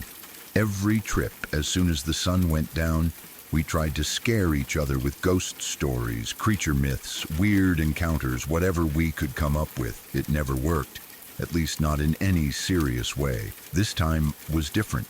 While we were adding wood to the fire, we started to smell something faint. Not strong, not unpleasant, just noticeable. It was like catching a whiff of something dead far away, a thin, stale scent that drifted in and out. We tried to place it, but none of us could. It didn't smell like an animal carcass. It didn't smell like rot. It smelled like something old, something sick. We shrugged it off. About half an hour later, Mike stood up to go take a piss in the woods. He walked off a little way with his flashlight, muttering stuff about how none of us better follow him and mess with him. A few seconds later, he came crashing back through the trees, flashlight shaking wildly in his hand. His jeans were soaked with piss, like he'd gotten startled midstream and didn't aim. We all burst out laughing. We thought he slipped or saw a raccoon. But the moment we saw his face, the laughter died instantly. Mike looked like he'd seen something that drained the blood out of him, white as paper, shaking so violently he could barely hold the flashlight. He didn't explain. He just screamed at us, come on, follow me, now." We all froze. Mike was the toughest of us. Nothing scared him. If something rattled him, it was bad. We grabbed our lights, but he had the only one with him.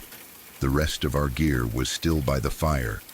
We didn't want to split up, so we ran with him through the woods, following the frantic beam of his flashlight. As we ran, we began hearing something in the distance, crying, screaming. At first it sounded far away, but as we kept running, it grew louder, the kind of crying that sounded desperate, like someone couldn't breathe between sobs. It echoed through the trees, a thin, ragged voice. We slowed down when we reached a clearing. There was a cabin there, old, falling apart, covered in moss, mildew, rotting wood. It looked abandoned except for one thing. There was a faint light coming from one of the grime-covered windows. The crying was coming from inside. At this point, none of us were smiling. None of us were joking. We stood at the door, listening to the choking sobs coming from the other side. Mike swallowed hard and knocked. The crying stopped instantly. Silence. Thick, heavy silence. Then, thud. Something enormous slammed against the inside of the door. Hard enough that the wood shook and dust fell from the frame. Then we heard a bolt slide open, but the door didn't move. We backed away a little. We waited. Mike knocked again. Nothing. John knocked again. Still nothing. Just that horrible smell, stronger now, like something dead and wet. We circled the cabin, refusing to split up even for a second. On the far side, we saw a window high up, covered in webs and dirt.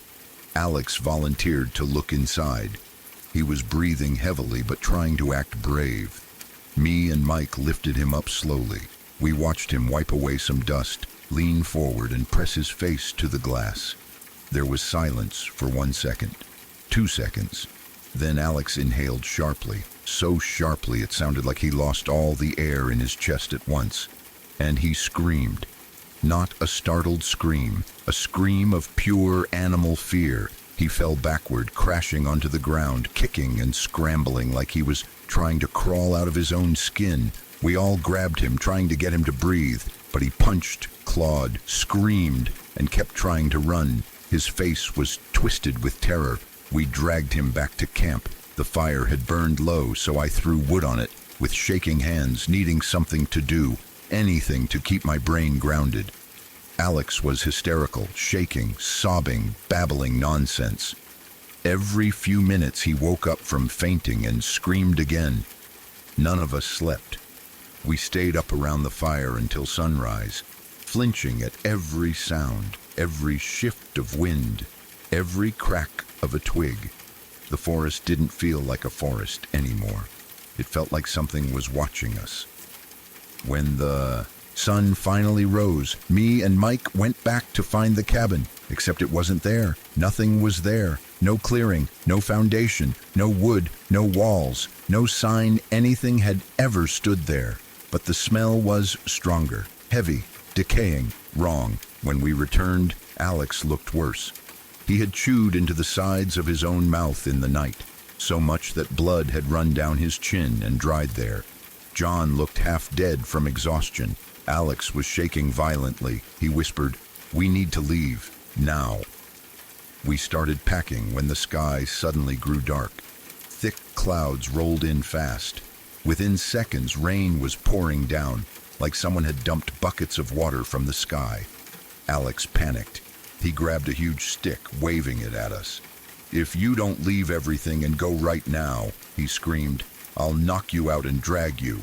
Mike yelled back at him, and they nearly fought before we separated them and finished packing. We pushed through the rain until we reached a creek we had crossed the day before. A small stream then, but now swollen with violent water, too dangerous to cross. That's when Alex lost it. He screamed at Mike for not packing faster, screamed that the cabin was coming, screamed that he saw something behind the trees. We forced him to breathe, forced him to sit, and finally begged him to tell us what he saw in the window. His face went blank. His voice dropped to a whisper.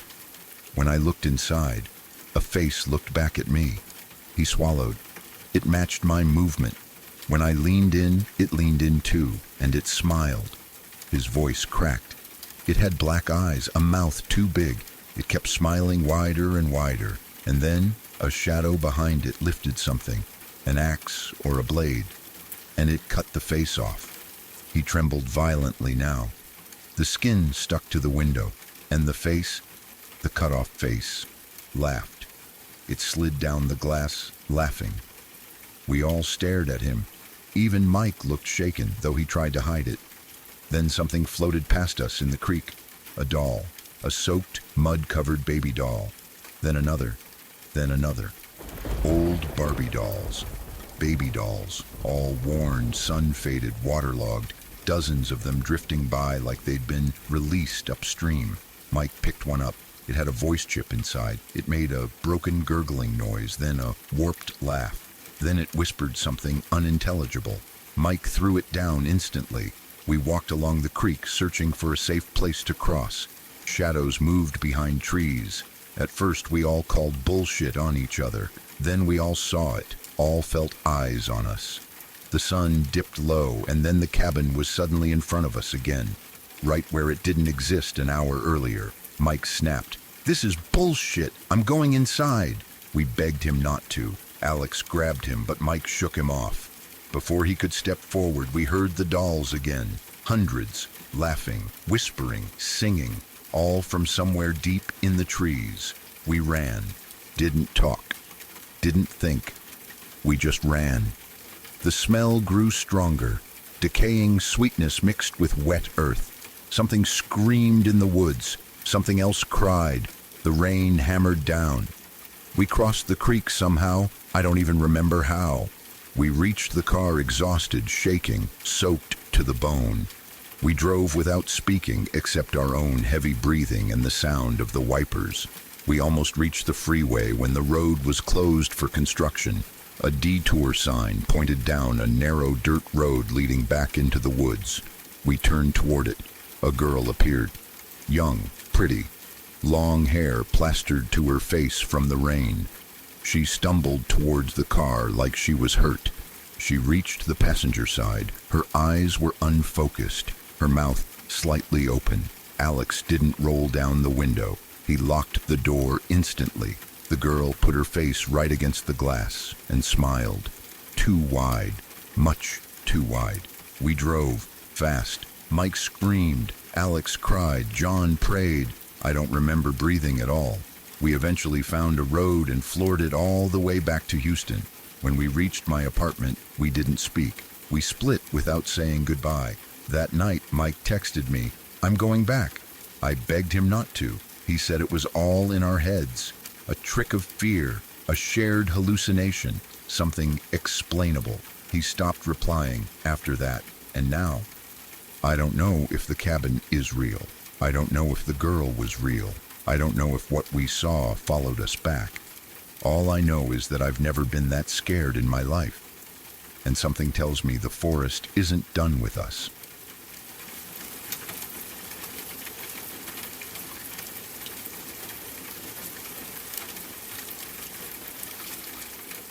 There's a small town in the suburbs west of Chicago called West Chicago. I spent a lot of time there growing up. It isn't remarkable in the way some towns are. No famous landmarks, no big attractions, nothing that makes people stop and stare. But like a lot of quiet Midwestern towns, it has its secrets. Old buildings, worn-out homes, forgotten corners where strange things linger long after everyone else has moved on. There was a small church there that I can't remember the name of anymore. Just a simple, modest structure with a gravel parking lot and a white wooden cross out front. Nothing about the church itself was frightening. If anything, it looked cheerful. Fresh paint on the outside, windows that glowed warmly at night when services were held, a perfectly trimmed lawn overseen by older members of the congregation. But next to the church was a small house that the church owned, and that house was a completely different story. Friends of mine rented it for a while. They were young like me, teenagers with jobs, school, and far too much curiosity for our own good. The first time they invited me over, they warned me that the house was weird. Not haunted, not dangerous, just weird. They said it always felt cold even with the heat on, and that sometimes they heard noises they couldn't explain. I brushed it off. Teenagers exaggerate everything. I figured the place was old and drafty, and that was that. But they weren't exaggerating. The house was creepy from the moment I walked inside. Not the kind of creepy with ghosts or shadows or obvious threats. Just a heavy, suffocating atmosphere that clung to you like humidity. Upstairs was tolerable, almost normal. The bedrooms were small but bright enough. A couple posters on the walls, clothes on the floor, a lamp that flickered sometimes. Nothing particularly unsettling. But the first floor was worse. Every step down the stairs made the house feel older. The wallpaper was faded, peeling at the edges, the kind that looked like it had soaked up 40 years of cigarette smoke, even though no one living there smoked. The windows didn't let in much light. The floor creaked loudly no matter how lightly you walked. Something about the air felt stale, as if it had been trapped in the house for decades. But nothing could have prepared me for the basement. The basement was the worst place I have ever stood in my entire life. Even now, just thinking about it makes the back of my neck tighten. Some places feel bad the moment you see them, as if something inside you recognizes danger before your brain can explain it. That basement was one of those places. The layout of the house was small, maybe 40 feet long and 20 feet wide. When you opened the narrow basement door, wooden stairs led straight down the center. There were no walls in the basement, no rooms, just a large, open concrete space broken only by support beams and shadows. It was damp, so damp that you could smell the moisture, rising before you even reached the bottom step. The air felt cold, thick, almost slimy. The single hanging light bulb barely lit anything beyond a few feet around it. The rest of the basement stretched into murky darkness, where old objects sat half covered in dust and cobwebs. The first object that always struck people was impossible to miss: the guts of a piano leaning against the far wall. Not a full piano, not a broken one, just the inside mechanism, the strings, hammers, wooden frame, all exposed. It looked like someone had torn a piano apart and kept only the skeleton. The metal strings ran vertically, rusted, dusty, eerie. The entire thing stood propped up like a shrine or warning. The first time I went down there, a few of us teenagers went together because none of us wanted to go alone. One of the girls who had been to the basement before told us to look at the piano. Then she ran her hand across the strings. The sound that came out didn't sound like music. It didn't sound like anything that should come from an instrument. It was jagged, discordant, metallic. A horrible scraping vibration that made my skin crawl instantly. It echoed through the basement like something waking up. I screamed. 2 others screamed. We didn't even laugh about it afterward. We just ran up the stairs so fast we nearly tripped over each other. But as terrifying as that was, it wasn't the worst part of the basement. The worst part was the small room in the far corner. Calling it a room barely describes it. It looked like something hastily built after the house was originally completed, an addition someone made to hide something or confine something. The walls were wooden, old planks roughly hammered together. It was maybe 5 feet by 5 feet, a perfect cube. There was a low bench attached to each of the side walls, like the kind you might see in a holding cell. The wooden boards were worn but still visible through the dust. No pillows, no blankets, nothing to soften the space. Just 2 benches facing each other in silence. But what made it horrifying were the locks. There were 5 heavy deadbolts on the outside of the door. Not on the inside, on the outside, along with chains, metal latches, reinforced screws, layers and layers of ways to keep something inside. Someone had gone to great lengths to make sure whatever or whoever was in that room couldn't get out. And this was in the basement of a house where members of the church clergy had lived for years. I remember standing several feet away from it the first time, staring. Something inside me kept whispering, "Don't go closer, don't touch the door, don't even breathe near it."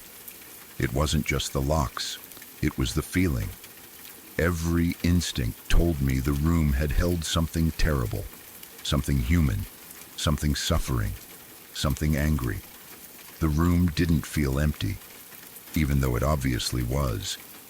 Everyone who went down there felt the same thing, that the air inside that basement wasn't just damp, it was sick, heavy with something unseen. A few of the braver kids once tried to open the little locked room, but the bolts were too rusted, too tight. Maybe that was for the best. Every time I visited that house afterward, I avoided the basement completely. Even walking past the door that led down the stairs made my stomach twist. The renters joked about the basement at first. They tried to laugh about it, tease each other, make it into a fun haunted house story. But eventually, even they stopped going down there. They said the house felt better when the basement door stayed locked. One of them once confessed to me that he sometimes heard noises under the floor at night, soft tapping, scratching, slow dragging sounds.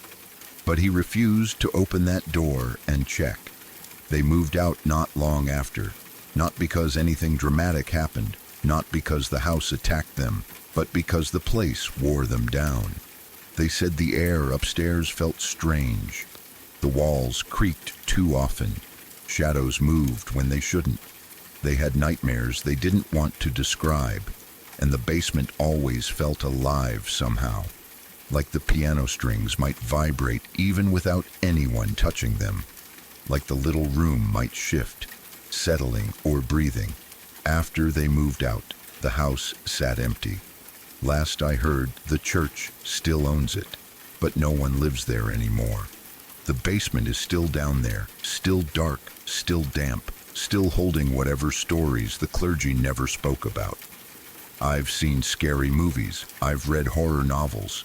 None of them compare to standing in that basement, staring at a room small enough to sit in, but terrifying enough to ruin sleep for weeks.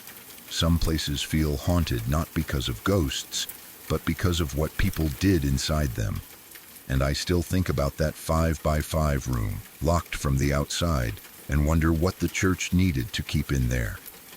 And why. Story 7.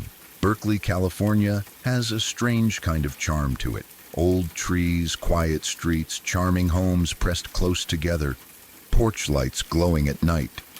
Everything feels safe, calm, almost too peaceful for anything truly frightening to happen. That's what everyone tells themselves when they move there. That's what this particular family believed when they bought their house on a leafy residential street. It was the kind of place where neighbors waved, joggers passed by every morning, and children played outside until sunset without anyone worrying. The family had 2 children, a 6-year-old girl and her 4-year-old brother. They were energetic, happy, imaginative kids, always drawing pictures of animals, talking about cartoons, and running around the yard with sticky hands from popsicles. They were good kids, just easily spooked like many children their age. Especially by one thing, the monster in their bedroom closet. The parents had heard the story many times. Some nights the kids insisted they heard scratching. Other nights they swore someone whispered their names. Sometimes they cried out in the dark, saying that the closet door moved on its own, or that they could see a shadow under it. The parents checked the closet dozens of times. Nothing was there, not even a draft that could explain the noises. Like many parents, they chalked it up to childhood fear, imagination, shadows, a creaky old house, nothing more. One Saturday night, the parents had dinner plans, something they didn't get to enjoy often. They hired a babysitter, a college student named Marissa, who lived down the street. She'd watched the kids a few times before and knew the routine. Dinner at 7, baths by 8, bedtime shortly after. She was friendly, patient, good with kids, and the children liked her. Before leaving, the parents gave her one extra piece of advice. The kids might talk about a monster in the closet. They get worked up about it sometimes. Just calm them down, check the closet to reassure them, and send them back to bed. Marissa laughed lightly. She'd handled kids scared of the dark before. "No problem," she said. "I'll take care of it." The parents left. The house quieted, and everything seemed normal at first. Dinner went smoothly. Bath time was full of splashing and giggles. By bedtime, the kids were yawning, clinging to their favorite stuffed animals.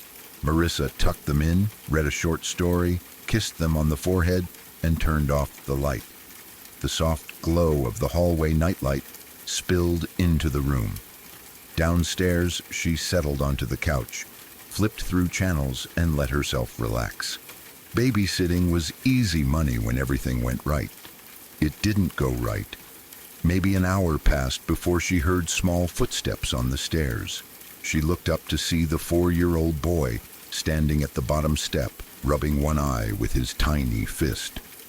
"What's wrong, buddy?" she asked gently. He hesitated, then whispered, "The monster in the closet is awake." Marissa remembered what the parents told her.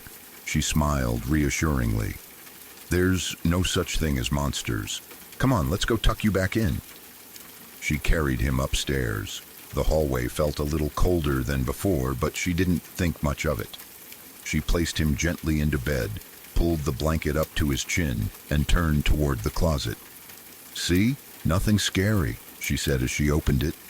The closet was filled with little clothes hanging neatly, tiny shirts, jackets, dresses, a row of shoes on the floor. Normal, completely normal. She crouched to check under the bed too, just to show the boy everything was safe. "All clear," she said. "You're okay." The child nodded, but his eyes didn't completely relax. Still, he lay back down, and Marissa headed downstairs. She had barely settled onto the couch again when she heard footsteps once more. Softer this time, hesitant, and when she looked up, he was there again, trembling, his face pale. "The monster came back," he whispered. Marissa sighed softly, more tired than irritated. Kids his age had wild imaginations. She stood, stretched her back, and walked him upstairs again. As they got closer to the bedroom, she noticed something she hadn't seen earlier. The closet light was on. She hadn't turned it on earlier, she was certain. The door was closed, but a thin, bright strip of light glowed under the gap at the bottom. That alone was strange enough. But then she saw something that made her freeze halfway through her next step. Two shadows. Two human-shaped shadows stood behind the door, each a pair of legs about 3 feet apart. Perfectly still. Perfectly dark. Perfectly wrong. At first, she thought it had to be a trick of the light. Maybe furniture casting a weird shape. Maybe her eyes playing tricks on her. But the shadows were too distinct. Too real. Her heart jumped into her throat. She grabbed both kids, one arm around the boy, the other reaching for the girl, who had woken up and was now staring silently at the closet. Marissa didn't even pause to think. Her instincts screamed, "Run!" She hurried the kids down the stairs, nearly slipping in her panic. Once outside, she ran with them straight across the lawn toward the neighbor's house. Her hands shook as she pounded on the door. "Call 911, she gasped. "Someone's inside." The neighbor brought them inside, locked the door, grabbed the phone, and called the police. While they waited, the kids clung to Marissa, trembling. She held them tight, shaking herself. Neither spoke, neither cried. They just listened to the silence outside, terrified of what had been in that closet. When the police arrived, Marissa went with them back to the house. Officers swept the home quickly, room by room, closet by closet. They found nothing.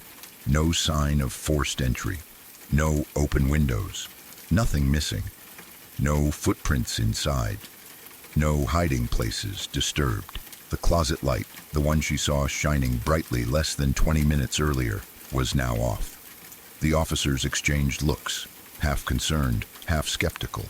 But then one of them noticed something odd by the edge of the backyard, a trail of crushed grass leading toward the trees. A few minutes later, another officer shouted, "Found someone!" They located an older man crouched in the bushes at the edge of the property, wearing a full clown suit, a bright, colorful clown suit, even though it was past midnight. His face was painted. His hair was a frizzy rainbow wig.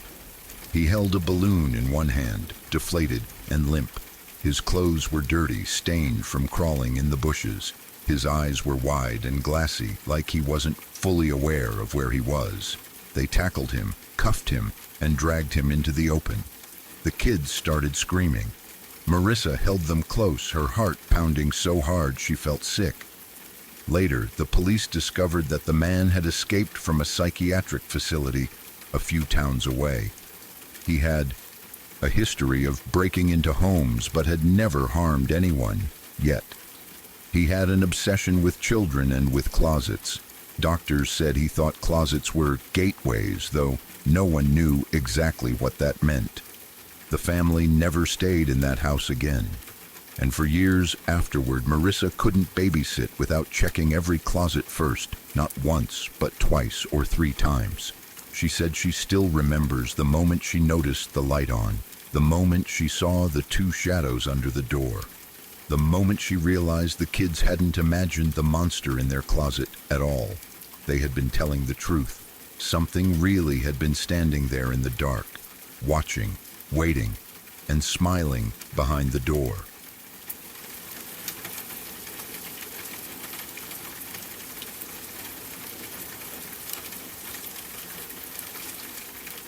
When my fiancé and I first moved into our apartment in San Diego, we were excited in the same way most young couples are when they start a new chapter.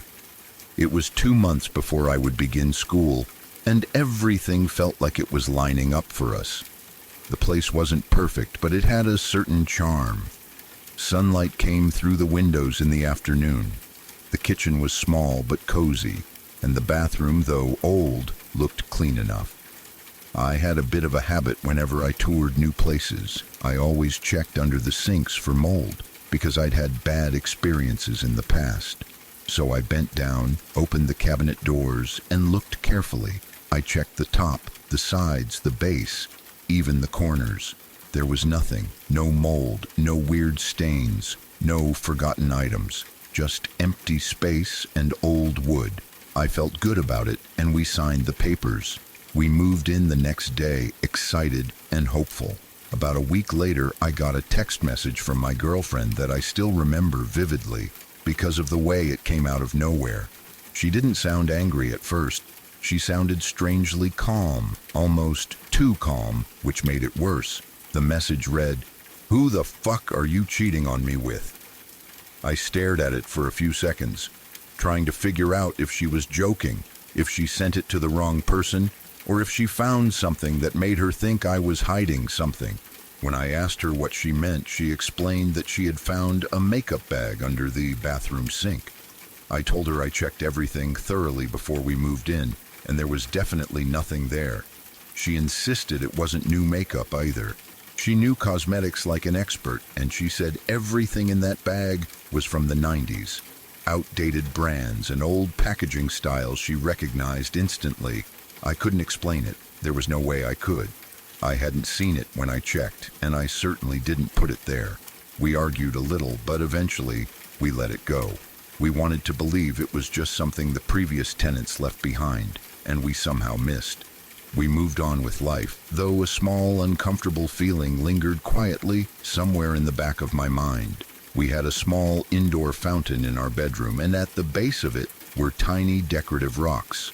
We liked the sound of the water at night. It made the room peaceful and helped us sleep better. One day, maybe around 2 weeks after the makeup bag incident, I walked into the bathroom and found one of those small rocks right in front of the sink. It stood out because it didn't belong there and couldn't have gotten there on its own. I picked it up, looked at it for a moment, and put it aside. But I didn't really think much about it, at least not consciously. I assumed maybe it stuck to my sock, or maybe Chico, my elderly cat, played with it. But Chico doesn't run. He barely walks fast. He's old, calm, and slow. I've seen him lie in one spot for hours like a tiny furry statue. Still, I avoided overthinking it. Life was busy, and I didn't have the energy to question every little odd thing. Then came the night that changed the way I looked at that apartment forever. My fiancé and I were snuggled up in bed, comfortable and half asleep. Everything was quiet except for the soft sound of the fountain in the corner.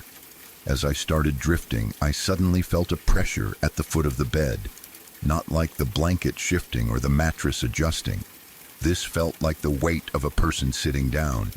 It wasn't subtle either. It was clear, intentional, and real enough that I opened my eyes instantly. Before I could fully process what I felt, I heard movement coming from our closet. The closet door was closed, so the noise had that muffled, enclosed quality to it. But what struck me was the pattern of the sound. You can always tell when something moving is a pet or a person. Cats make quick, light noises. Humans move differently. Weight shifts differently. The rhythm is different. What I heard sounded human. I turned to look for Chico, thinking maybe he was somehow behind the sound after all. But he wasn't near the closet. Instead, he was running straight toward me from that direction, as fast as I had ever seen him move in his life. His eyes were wide, his body low, and he sprinted like something terrified him. He practically launched himself onto the bed, and that alone was alarming. Chico never runs, not ever. The noises in the closet continued for a moment, and I muttered, "What the fuck?" under my breath as I got out of bed. My heart was beating hard, not out of panic, but because my brain couldn't form a normal explanation for what was happening. I opened the closet door quickly, expecting to find something, a fallen hanger, a box that tipped, anything. But the closet was empty, still and silent. I felt a rush of cold air that didn't match the temperature of the rest of the room. My fiancée, wide awake now, suggested we try doing an EVP session. She'd been interested in paranormal investigations for years, and she had a voice recorder app ready on her phone. I hesitated at first. I never thought of myself as someone who looked for ghosts or spirits. But after what we had just experienced, I didn't feel stupid for trying. So I turned on the recorder and asked, "Why are you going through our closet?" My voice sounded shaky even to me. I turned it off after a few seconds. When we played it back, we heard something that wasn't either of us. At first it was quiet, hard to understand, but when I turned the volume up, a voice came through. It sounded soft, distant, but clear enough. It said, "I swear it was here." Those words made my skin crawl. It didn't sound like a glitch. It didn't sound like background noise. It sounded like a person speaking in frustration or confusion. My fiancé looked at me with wide eyes, and I didn't have anything to say. About 3 days later, something else happened. My fiancée was taking a bath while I was in the other room. Suddenly she screamed my name, her voice high and trembling. I ran in to find her crying, shaking, holding her arms close to her chest. I asked what was wrong, and she told me the shower curtain had moved.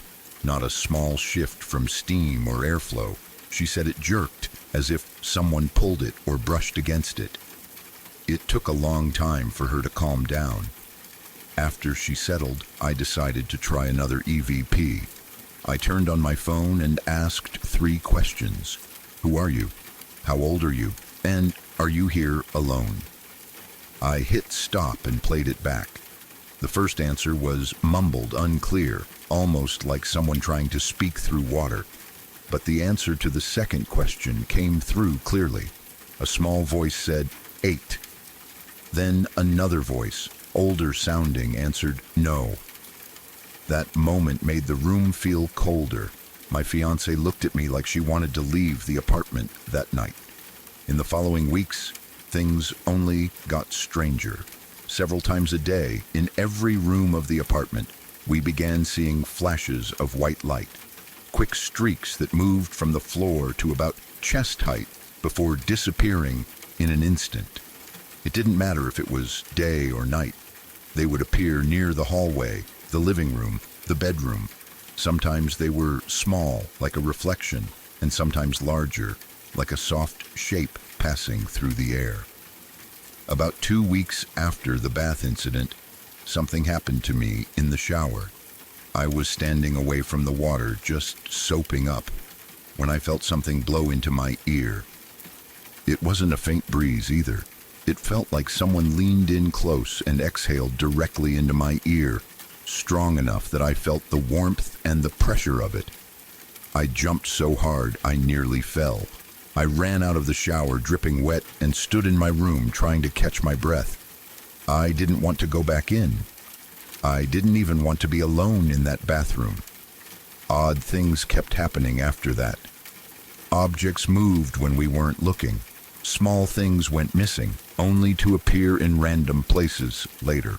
Lights turned on even after we were sure we'd turned them off. The most consistent thing was the bathroom door. Every single night before bed, I made a point to shut it. I would close it firmly, sometimes even push on it twice to make sure it latched. But every morning, without fail, we found it wide open and the bathroom light on. It became a routine, a frightening one. Some nights I lay awake wondering if I would hear the door open, but I never did. It always happened silently.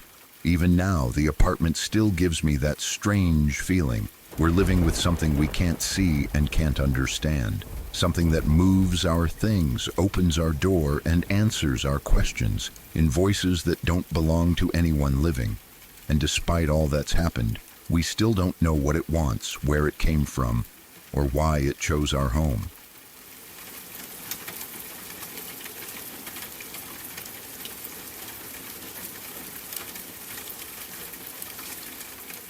My aunt's husband came from a family that owned a funeral home long before any of us were born, long before even our grandparents were around.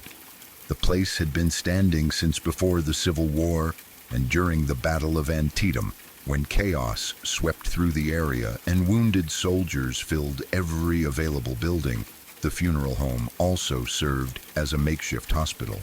The history of that house felt heavy even before you stepped inside. If you stood outside on a quiet afternoon, you could almost imagine the echo of wagons rolling up the old dirt road, the muffled voices of soldiers and the cold metal of Civil War tools clattering somewhere inside. It wasn't a place built for comfort. It was built for handling grief, suffering, and death, and it carried those memories in a way that didn't fade even with time. After the war ended and the decades moved forward, the house continued operating as a funeral home until around 1970. By then, the world had changed, and the business had moved to a new building farther into town. That old house finally stopped seeing daily work. It became quiet, almost too quiet, like it didn't know what to do with itself without people coming in and out, carrying the weight of their sorrow. That was when my uncle's brother decided to move into it. From what I was told, he didn't move there because he loved the place. He just needed somewhere to stay, and the house was empty. He lived alone, which already sounds uncomfortable when you imagine wandering through old hallways that had seen more bodies than most hospitals. He only stayed for about a year, and during that year he had an experience that scared him so deeply he never set foot inside the house again. He was upstairs one day taking a shower. It was an ordinary afternoon, nothing special, and he wasn't thinking about ghosts or history or anything strange. But while he was showering, he heard a noise, something rattling just outside the curtain. It wasn't the soft kind of noise a pipe makes or the creak of old floorboards shifting in the heat. It sounded deliberate, like something or someone was moving around. When he pulled the shower curtain back to check, he didn't see a person standing there, but he did see a shadow, something shaped like a figure moving across the bathroom. The sunlight coming through the window didn't explain it, and the shadow didn't match anything in the room. That moment sent pure panic through him. He didn't stop to dry off or think.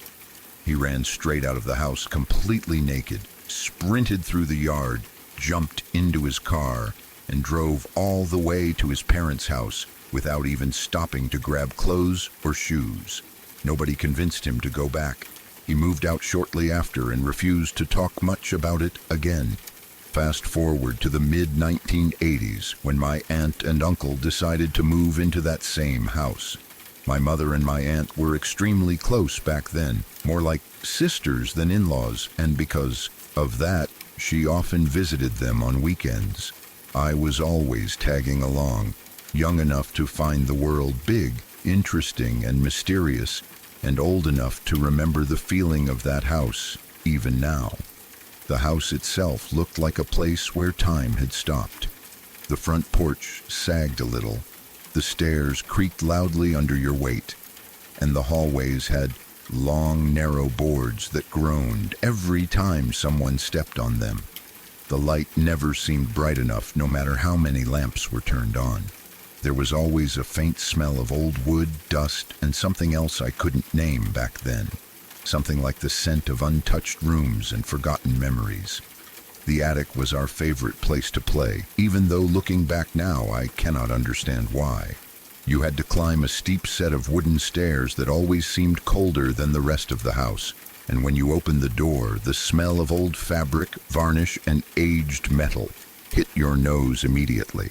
The room was large but cluttered with objects from decades before. There were boxes stacked in corners, old furniture with sheets draped over them, and most strangely of all, more coffins than I could count. Some were wooden with carved details, some metal, and some were simple plain ones that looked unfinished. As kids, we didn't process the reality of what coffins meant. To us, they were props for pretend haunted houses. We would hide inside them, jump out to scare each other, giggle as the hinges squeaked, and run around the room imagining stories that fit the eerie atmosphere. The attic windows were small and covered in dust, letting in beams of light that always looked hazy. When the wind blew, the whole space made soft moaning noises, as if the house were breathing. At the time, none of that seemed disturbing. Children don't question the things adults quietly avoid. But I do remember being afraid of the basement. The stairway leading down felt darker than anything upstairs, even during the day. At the bottom of the steps was a wide room full of old embalming tools and equipment from when the house was still a funeral home. Metal tables, jars, strange clamps, long hoses, and cabinets full of things I didn't understand. Everything had a cold feel to it. Even just leaning into the stairwell made the hair on my arms stand up. I never wanted to explore down there, not even with my cousins beside me. My aunt and uncle didn't live there for very long, and I didn't know why at first.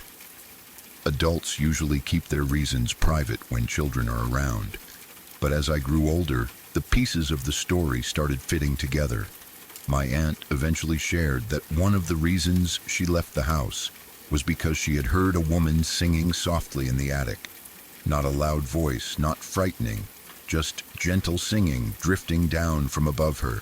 She said it happened at night when she was alone downstairs, and the sound was faint, like someone was humming an old lullaby through a closed door. At first she thought it must be her imagination or a sound coming from outside, but the more she listened, the clearer it became that it was coming from inside the attic. She never went upstairs to check. She didn't want to see anything, not even to reassure herself. When she told my uncle's family about this, they didn't act surprised. Instead, they shared a story she had never heard before. In the years before the Civil War, a young slave child had died, and because nobody would pay for his burial, his body was embalmed and left in a coffin in the attic. It stayed there for some time until a woman, a stranger from what I understand, came and paid for his burial out of her own pocket. My aunt believed the singing she heard belonged to that woman, as if she had lingered in the house caring for the child even after death. My cousin later admitted that she had heard the same woman's voice from her bedroom, which had stairs leading directly to the attic. She said it softly, almost whispering, as if the memory still made her uneasy. I didn't think much about it as a child, but as I grew older, those memories came back in a different light. I remembered how certain corners of the house always felt too cold, how the attic sometimes went silent all at once, how even during the day shadows felt heavier there. I remembered how my aunt would pause sometimes and look toward the ceiling as if listening for something she didn't want to mention. None of us questioned it back then. Houses were just houses. But now, knowing the history, knowing the stories from people who lived there, everything feels connected in a way that makes the whole place seem alive with its own past. Years went by, and eventually my aunt and uncle moved out in the early 1990s. Life changed. Everyone moved on, and the house became just another memory that occasionally resurfaced during family conversations. But part of me never forgot it, and I always wondered what it looked like inside now, if anything had changed or stayed the same. Last year, I finally decided to knock on the door. The new owners opened it, and they seemed polite enough, though not particularly interested in my curiosity about the house's past. I tried to ask gently, without sounding strange, if the attic still had coffins in it. They looked at me with a puzzled expression, as if they had no idea why anyone would ask such a question. They told me there were no coffins left in the attic. Everything old had been cleared out long before they bought the place. The house, they said, was just a house now. But even after hearing that, I am not sure the house ever really let go of its past. Some places hold memories too deeply to be washed away by renovation or new furniture. Some walls absorb the echoes of sorrow, music, pain, or kindness, and keep them quietly tucked inside long after the people have gone.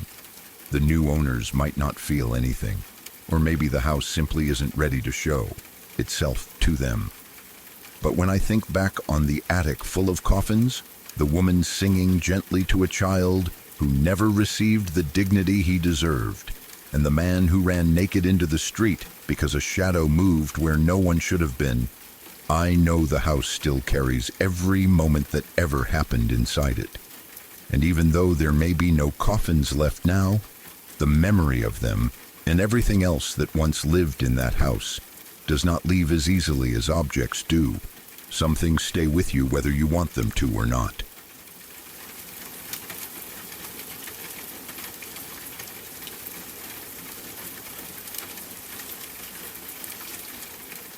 Daniel and I had planned the trip for weeks. We were both restless, tired of our routine, and needed a day where nothing mattered except the sun, the sand, and the sound of waves crashing in the distance. So early one summer morning, we packed a cooler, grabbed towels, tossed a speaker into the truck, and made the long drive down toward the coast. The sky was clear, the air warm, and everything felt like the perfect start to a carefree day. When we finally reached the beach, it was crowded but not chaotic. Families had set up umbrellas, kids ran screaming through the surf, and couples lay on blankets soaking in the heat. We found a good spot away from the busiest area and spent the entire day swimming, throwing a frisbee, wandering barefoot through the sand, and just letting time pass without thinking about it. The sun felt so good after months of being stuck at work that we didn't even notice it, sinking lower and lower. When the sky finally started turning soft shades of pink and orange, we still weren't ready to leave. We sat on the bed of my truck, watching the horizon shift from bright daylight to the quiet colors of sunset, listening to music and talking about nothing important. By the time we finally packed up, the sun had disappeared completely. Midsummer sunsets always stretch long, so even though the sky stayed a little golden, we were basically walking in dim twilight. The air cooled fast, carrying that salty breeze that always feels colder after you've been in the water all day. We threw our things into the truck, shut the doors, and headed out. The route back home wasn't the same highway we came in on. To avoid late traffic, Daniel had suggested taking a back road route that cut through miles of forest before reconnecting with civilization. I didn't mind. I liked the winding roads and the quietness around them. So we took the turnoff and started heading down those long, dark stretches of asphalt that felt like they were carved straight into untouched wilderness. Out there, once the sun was gone, it became pitch black. There were no street lamps, no houses, not even distant porch lights. It was like driving through a tunnel of trees, except the tunnel stretched for miles. The branches leaned overhead in places, the forest on both sides so thick that you couldn't see more than a foot into it. The shoulders of the road were narrow, almost non-existent, making it look like the trees had slowly inched closer, year after year, reclaiming whatever land they could. The headlights of my truck sliced through the darkness, bright but somehow not bright enough, making a narrow path of visibility that moved ahead of us as we drove. Daniel was relaxed at first, scrolling through his phone, changing songs, and occasionally making fun of the way my truck bounced on potholes. But after a while, the silence outside the windows felt so heavy that even he started glancing around, as if expecting something to appear just beyond the beams of light. We took curve after curve, the road bending like it followed a river. I kept the speed up because it felt better to just keep moving. Slowing down on a road like that made the darkness feel too close. We weren't scared, at least not yet, just alert in the way you get when everything outside feels unfamiliar. We were in the middle of another long curve when it happened. 1 second the road was empty, the next there was a man walking across it, not running, not stumbling, walking. He stepped out from the trees on the right and crossed calmly like he was out for a midnight stroll in a neighborhood that didn't exist for 50 miles. His entire body looked pale, unnaturally pale, almost glowing in the headlights. not glowing like a ghost, glowing like he had been painted white from head to toe. Even his clothes looked white, though I couldn't make out details because everything happened so fast. But the part that shook me straight out of my relaxed state was that he was looking right at us. The whole time he crossed. His head didn't turn away. He didn't flinch at the sound of the engine. He didn't jump back like most people would when they see a vehicle coming fast around a curve. He just kept his eyes on us as he placed one foot in front of the other and disappeared into the trees on the other side before we could get close enough to pass next to him. I hit the brakes lightly out of instinct, but I didn't stop. Something about the look on that man's face, calm, too calm, made it impossible to even think about slowing down more than necessary. Daniel looked over at me, wide-eyed, and I looked back at him for just a second. Neither of us said anything, but the silence between us said everything. Yes, I saw that. Yes. He looked at us the entire time. No, this makes no sense. I picked up speed again because the idea of stopping on that road made my skin crawl. Every part of my brain was screaming that whatever we saw wasn't normal and that staying still would be the worst thing we could do. We kept going for what felt like a long time, but was probably only 20 or 30 minutes. The forest seemed even darker now, like seeing that man had changed something in the air itself. The silence outside had a weight to it.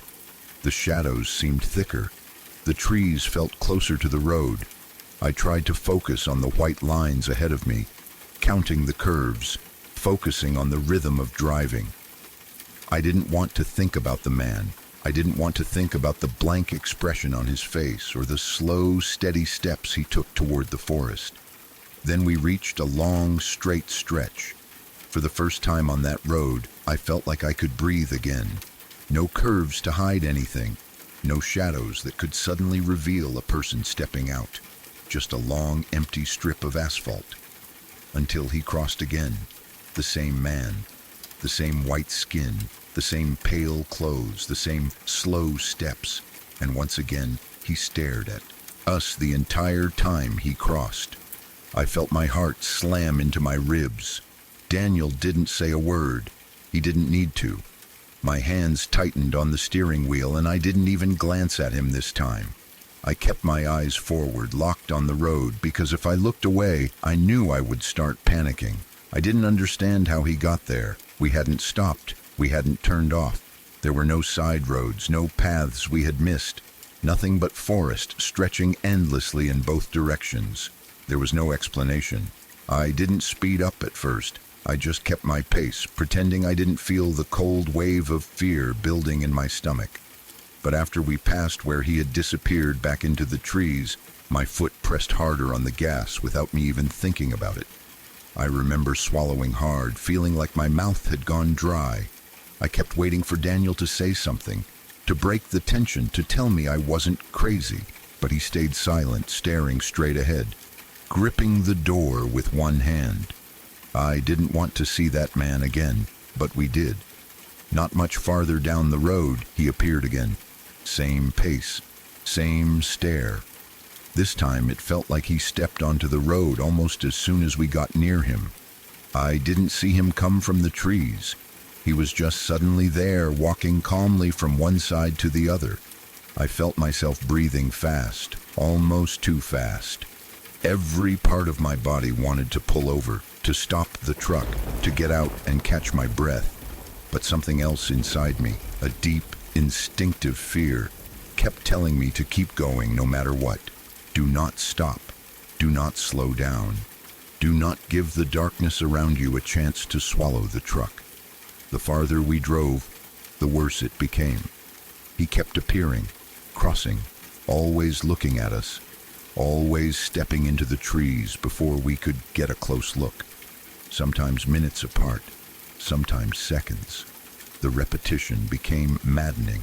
It felt like the road looped and trapped us in one long nightmare where the only constant was that pale man walking across the asphalt again and again. My hands were sweating. My chest felt tight. Daniel finally whispered, "Don't stop. Whatever you do, don't stop." I didn't need him to tell me that. Every time the man vanished into the trees, I kept expecting to see him again immediately. Every bend, every shadow, every broken patch of moonlight made me flinch. The road seemed endless, twisting deeper and deeper into the woods with no hint of civilization ahead. It felt like an hour passed that way, maybe more. I lost all sense of time. I just drove, gripping the wheel so hard my fingers hurt, forcing myself not to blink for too long. The air felt heavy inside the truck. Neither of us wanted to talk. We barely even breathed. Eventually, after more appearances of that man than I could count, the trees finally thinned, and we saw the faint glow of distant highway lights. Civilization, cars, noise, something normal. When the truck rolled onto the interstate, it felt like stepping out of cold water into warmth again. I didn't say anything at first. Daniel didn't either. We just let the silence sit there, heavy and exhausted, until finally he let out a shaky breath and said, "Man, whatever that was, I'm not going back on that road again." Neither am I. And even though nothing dramatic happened at the end, no crash, no attack, no supernatural explosion, that simple repeated sight was one of the most terrifying things I've ever experienced.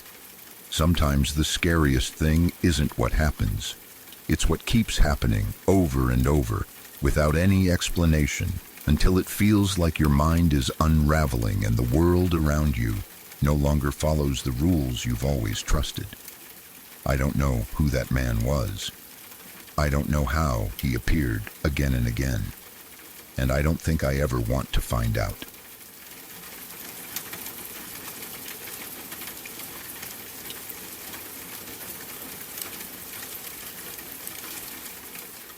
One Saturday night, the parents had dinner plans, something they didn't get to enjoy often. They hired a babysitter, a college student named Marissa, who lived down the street. She'd watched the kids a few times before and knew the routine. Dinner at 7, baths by 8, bedtime shortly after. She was friendly, patient, good with kids, and the children liked her. Before leaving, the parents gave her one extra piece of advice. The kids might talk about a monster in the closet. They get worked up about it sometimes. Just calm them down, check the closet to reassure them, and send them back to bed. Marissa laughed lightly. She'd handled kids scared of the dark before. "No problem," she said. "I'll take care of it." The parents left. The house quieted, and everything seemed normal at first. Dinner went smoothly. Bath time was full of splashing and giggles. By bedtime, the kids were yawning, clinging to their favorite stuffed animals. Marissa tucked them in, read a short story, kissed them on the forehead, and turned off the light. The soft glow of the hallway nightlight spilled into the room. Downstairs, she settled onto the couch, flipped through channels, and let herself relax. Babysitting was easy money when everything went right. It didn't go right. Maybe an hour passed before she heard small footsteps on the stairs. She looked up to see the 4-year-old boy standing at the bottom step, rubbing one eye with his tiny fist. "What's wrong, buddy?" she asked gently. He hesitated, then whispered, "The monster in the closet is awake." Marissa remembered what the parents told her. She smiled reassuringly. "There's no such thing as monsters. Come on, let's go tuck you back in." She carried him upstairs. The hallway felt a little colder than before, but she didn't think much of it. She placed him gently into bed, pulled the blanket up to his chin, and turned toward the closet. "See? Nothing scary," she said as she opened it. The closet was filled with little clothes hanging neatly. Tiny shirts, jackets, dresses, a row of shoes on the floor. Normal, completely normal. She crouched to check under the bed too, just to show the boy everything was safe. "All clear," she said. "You're okay." The child nodded, but his eyes didn't completely relax. Still, he lay back down, and Marissa headed downstairs. She had barely settled onto the couch again when she heard footsteps once more, softer this time, hesitant. And when she looked up, he was there again, trembling, his face pale. "The monster came back," he whispered. Marissa sighed softly, more tired than irritated.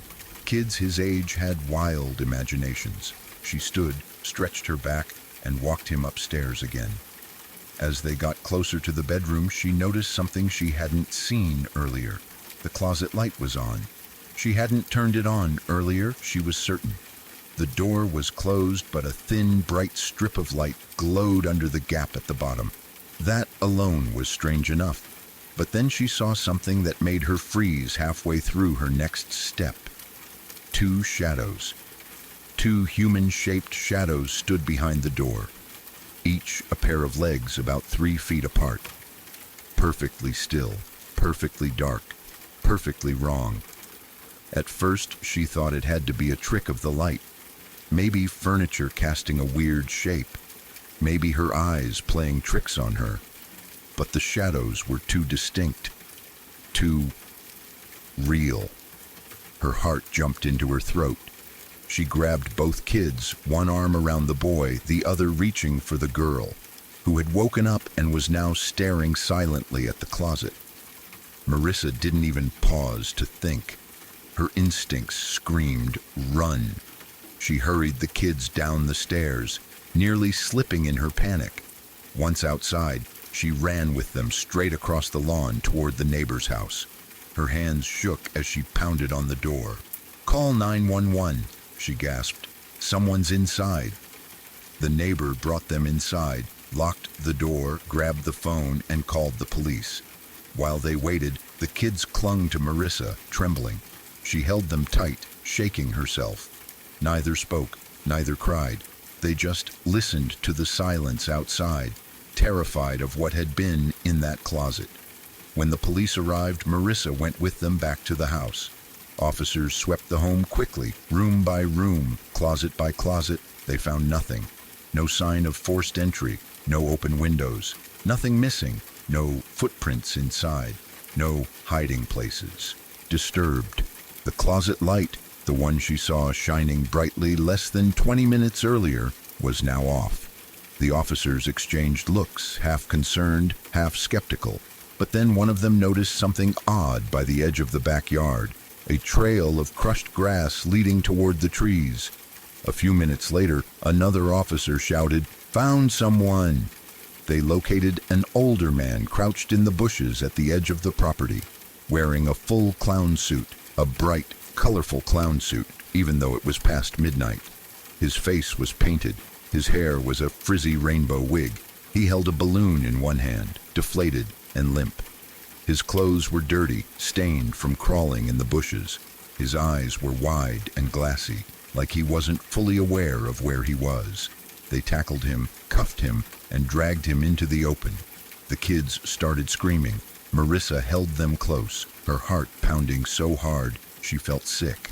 Later, the police discovered that the man had escaped from a psychiatric facility a few towns away. He had a history of breaking into homes but had never harmed anyone. Yet, he had an obsession with children and with closets. Doctors said he thought closets were gateways, though no one knew exactly what that meant. The family never stayed in that house again. And for years afterward, Marissa couldn't babysit without checking every closet first, not once, but twice or 3 times.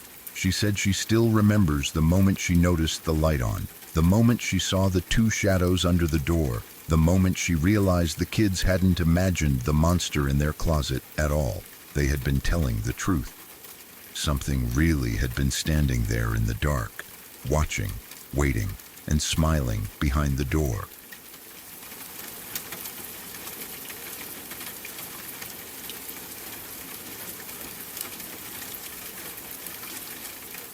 There are a few moments in life that stay with you forever, no matter how many years pass or how many times people tell you that you must be remembering it wrong. Some memories just settle deep inside you and refuse to fade. This story is one of those memories for me. something I've held on to since childhood.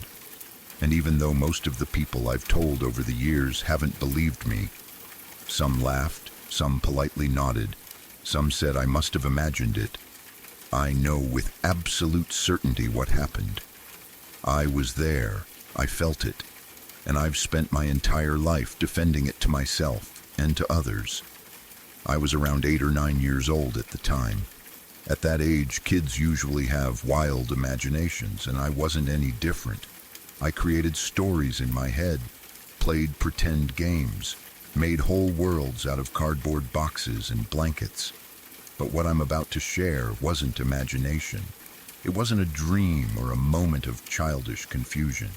It was real. I've never doubted it, not even for a second, not even when people tried to convince me otherwise. To understand the moment, I have to start with the place where it happened, my grandmother's house. I lived on the same road as her for most of my life, so I spent countless days and nights there. That house wasn't just old. It was ancient, the kind of structure that feels like it's lived more lives than the people inside it.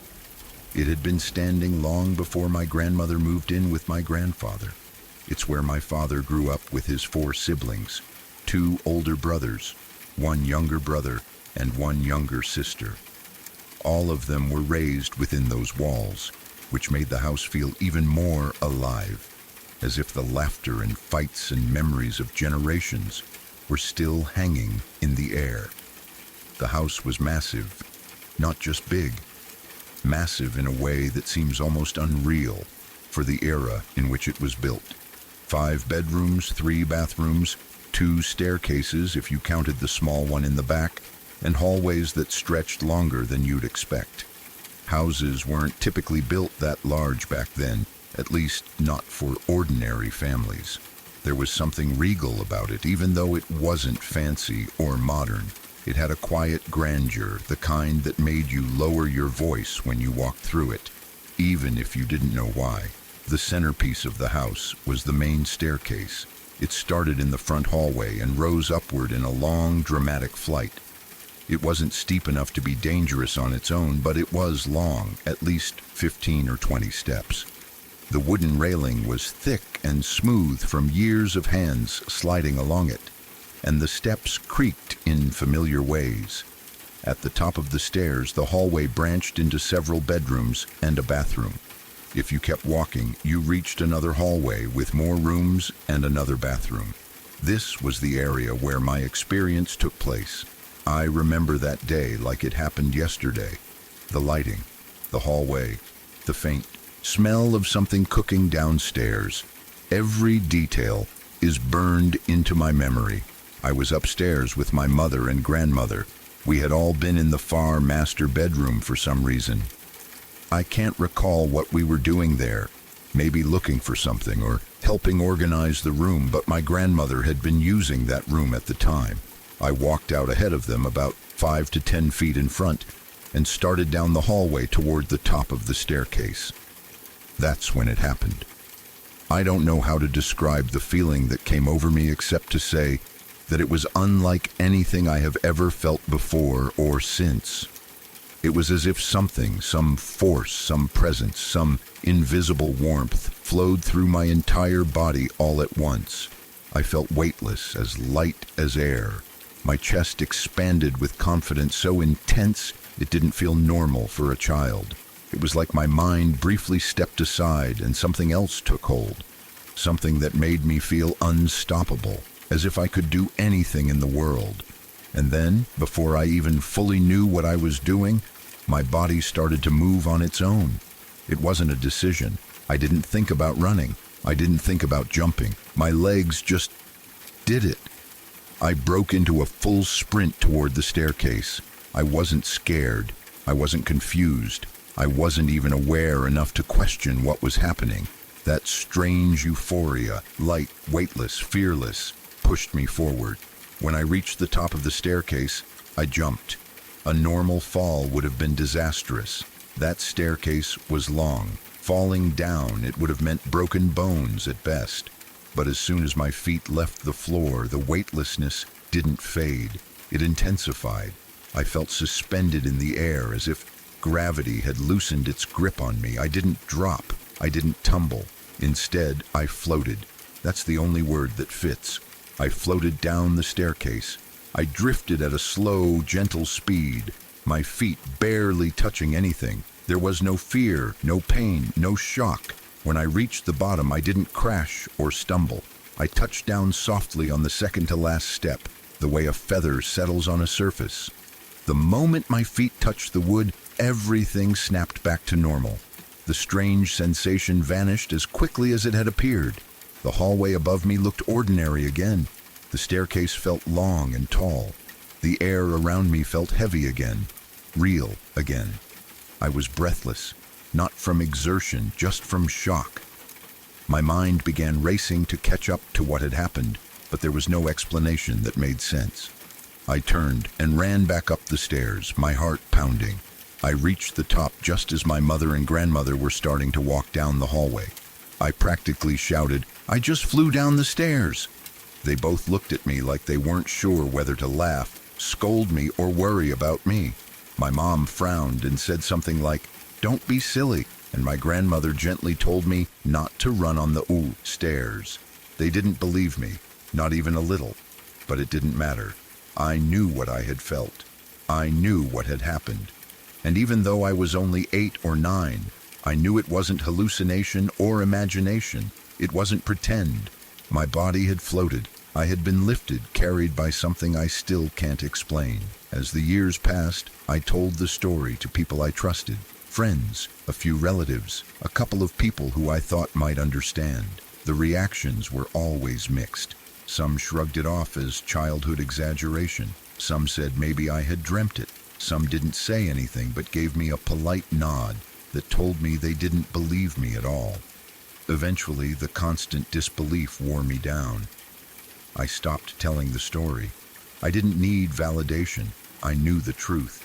But it's exhausting defending something that feels so vivid and real to people who've decided not to believe you no matter what. For a long time, I tucked the memory away.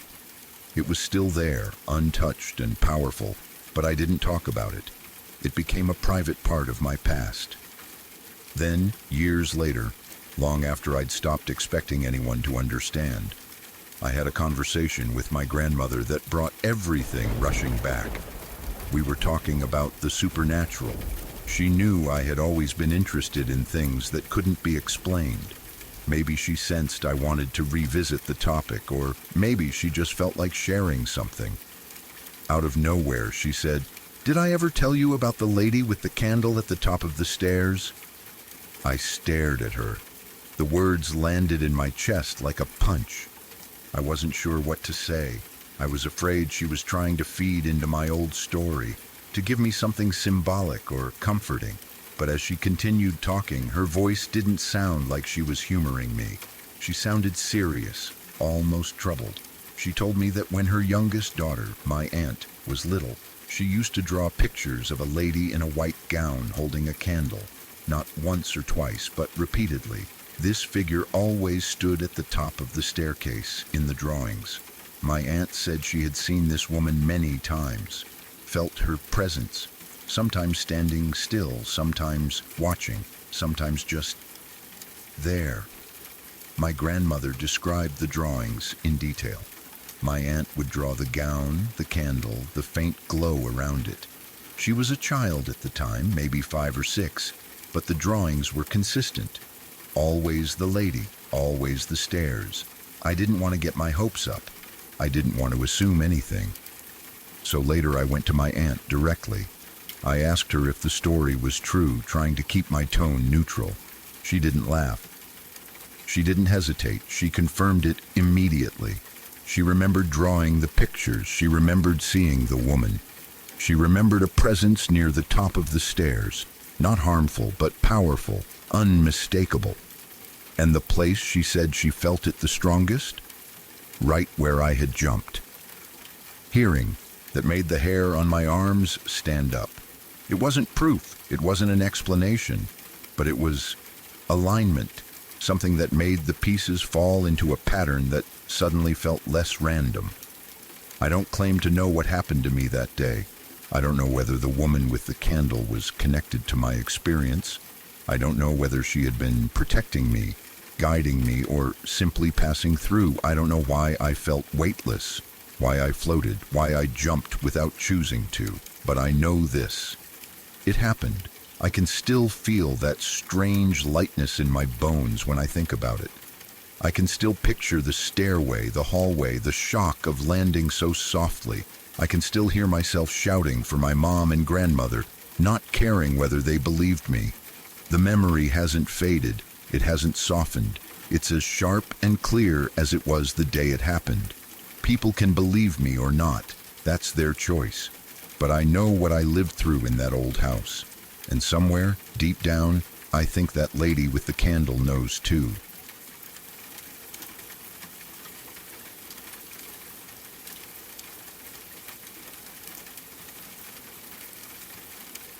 One night, when I was around 11 or 12 years old, my friends and I decided to go out and play a game of Ghost in the graveyard. It was one of those summer nights where the air feels heavy and still, and the neighborhood feels completely different once the sun goes down. In our version of the game, one person is chosen to be the ghost, and their job is to find the perfect hiding spot in the dark, while everyone else tries to track them down. On this particular night, I was the ghost. I remember feeling that rush of excitement as I ran off into the shadows, looking for a place where no one would ever think to look. I eventually found a massive, thick bush near the edge of a driveway and decided to crawl right into the heart of it. It was a great spot because the foliage was so dense that it blocked out what little light was coming from the distant street lamps. I settled in, pulled my knees to my chest, and waited in complete silence. As I sat there in the pitch black, I could hear the muffled voices of my friends as they started their search. They were wandering around the yard, their footsteps crunching on the grass. Eventually, they drifted closer to my hiding spot. I stayed perfectly still, barely even breathing, enjoying the fact that I was so well hidden. Suddenly, one of my friends stopped and looked directly toward the bush. He called out, his voice echoing in the quiet night air, saying something like, "Come on, we see you by the bush. Just come out already." I remember smiling to myself because I knew he was bluffing. I was tucked so deep into the shadows that there was no physical way he could see me. This was around 1 a.m., and without any form of flashlights or porch lights nearby, it was the kind of darkness where you couldn't see your own hand if it was right next to your face. I figured they were just trying to bait me into moving so they could win the round. Being a stubborn kid, I decided I wasn't going to give up that easily. I stayed in my hiding spot, determined to let them keep guessing. My friends didn't move on, though. They stayed right there, their voices getting a bit louder and more insistent. They kept yelling, "Come out! We know you're standing right next to the bush." At that point, I thought it would be funny to pull a fast one on them. Since they were so convinced I was inside the bush, I decided to sneak out the side very quietly while their eyes were fixed on the front. I moved like a shadow, crawling low to the ground and looping around the side of the house. I managed to get all the way behind them near the garage without making a single sound. I crept up behind one of my friends and tagged him hard on the shoulder. They all jumped and let out a collective gasp when I touched them, which was the normal reaction for the game. We usually laughed it off, but the vibe felt different this time. As they turned around and realized it was me, one of my friends looked at me with a confused and slightly pale face. He let out a nervous breath and said, "Nice scarecrow tactic, man." I stood there for a second, completely confused. I didn't know what he meant by that. I hadn't used any props, and I wasn't wearing anything weird. I asked him what he was talking about, and he just pointed back toward the bush I had just come from. I turned my head to look, and my heart nearly stopped. I saw a guy standing there. He wasn't exceptionally tall, but he was a big, broad-shouldered man. In the dim light, he looked like a solid mass of darkness, standing perfectly still exactly where my friends thought I had been. As my eyes adjusted, I realized he had what looked like a heavy hammer gripped in his hand. He wasn't moving. He was just standing there in a frozen, menacing posture watching us. The realization hit us all at the same time. That wasn't a scarecrow, and it wasn't a joke. We all absolutely freaked out. The playful atmosphere of the game vanished in a heartbeat, replaced by pure, cold terror. We didn't even stop to think. We just turned and started sprinting toward the house as fast as our legs would carry us. What made it even more terrifying was that the moment we started running, the man didn't just stay there. He started sprinting toward us. The sound of his heavy boots hitting the pavement behind us was enough to send my adrenaline into overdrive. We scrambled through the front door, slammed it shut, and locked every single bolt. We were all hyperventilating, trying to explain to my parents what had just happened. My dad immediately called 911, and we stayed huddled in the living room, staring at the door and waiting for the police to arrive. It felt like hours, but the officers were there pretty quickly. They began searching the property with high-powered flashlights, but the guy was nowhere in sight. He had vanished back into the night as soon as we had made it inside. The police started to investigate the exact area where the man had been standing by the bush. As they moved further down the driveway and into the side yard, the situation turned from a scary encounter into a nightmare. It turns out this guy hadn't just been lurking, he had been busy. The officers discovered that he had brutally beaten someone just moments before we encountered him. The victim had been hit so badly and so many times that the police said they couldn't even tell who it was at first. The level of violence was staggering. It made me realize that while I was hiding in that bush, thinking I was playing a harmless game, I was likely only a few feet away from a monster who was in the middle of committing a horrific crime. The investigation became very intense very quickly. The police were everywhere and the whole neighborhood was blocked off. They started dusting for prints and found several clear sets on the cars parked in our driveway. It seemed the man had been leaning against them or touching them as he moved through the shadows. Using those fingerprints, the forensic team was able to track him down and identify him. It turned out he was a totally insane serial killer who had been on the move. The thought that he was standing right there watching us play while holding a hammer is something that still keeps me up at night. He had been so close that if I hadn't been stubborn and moved to sneak around him, I might have been his next target. It was honestly the scariest thing I've ever experienced, and it changed the way I feel about being out in the dark forever.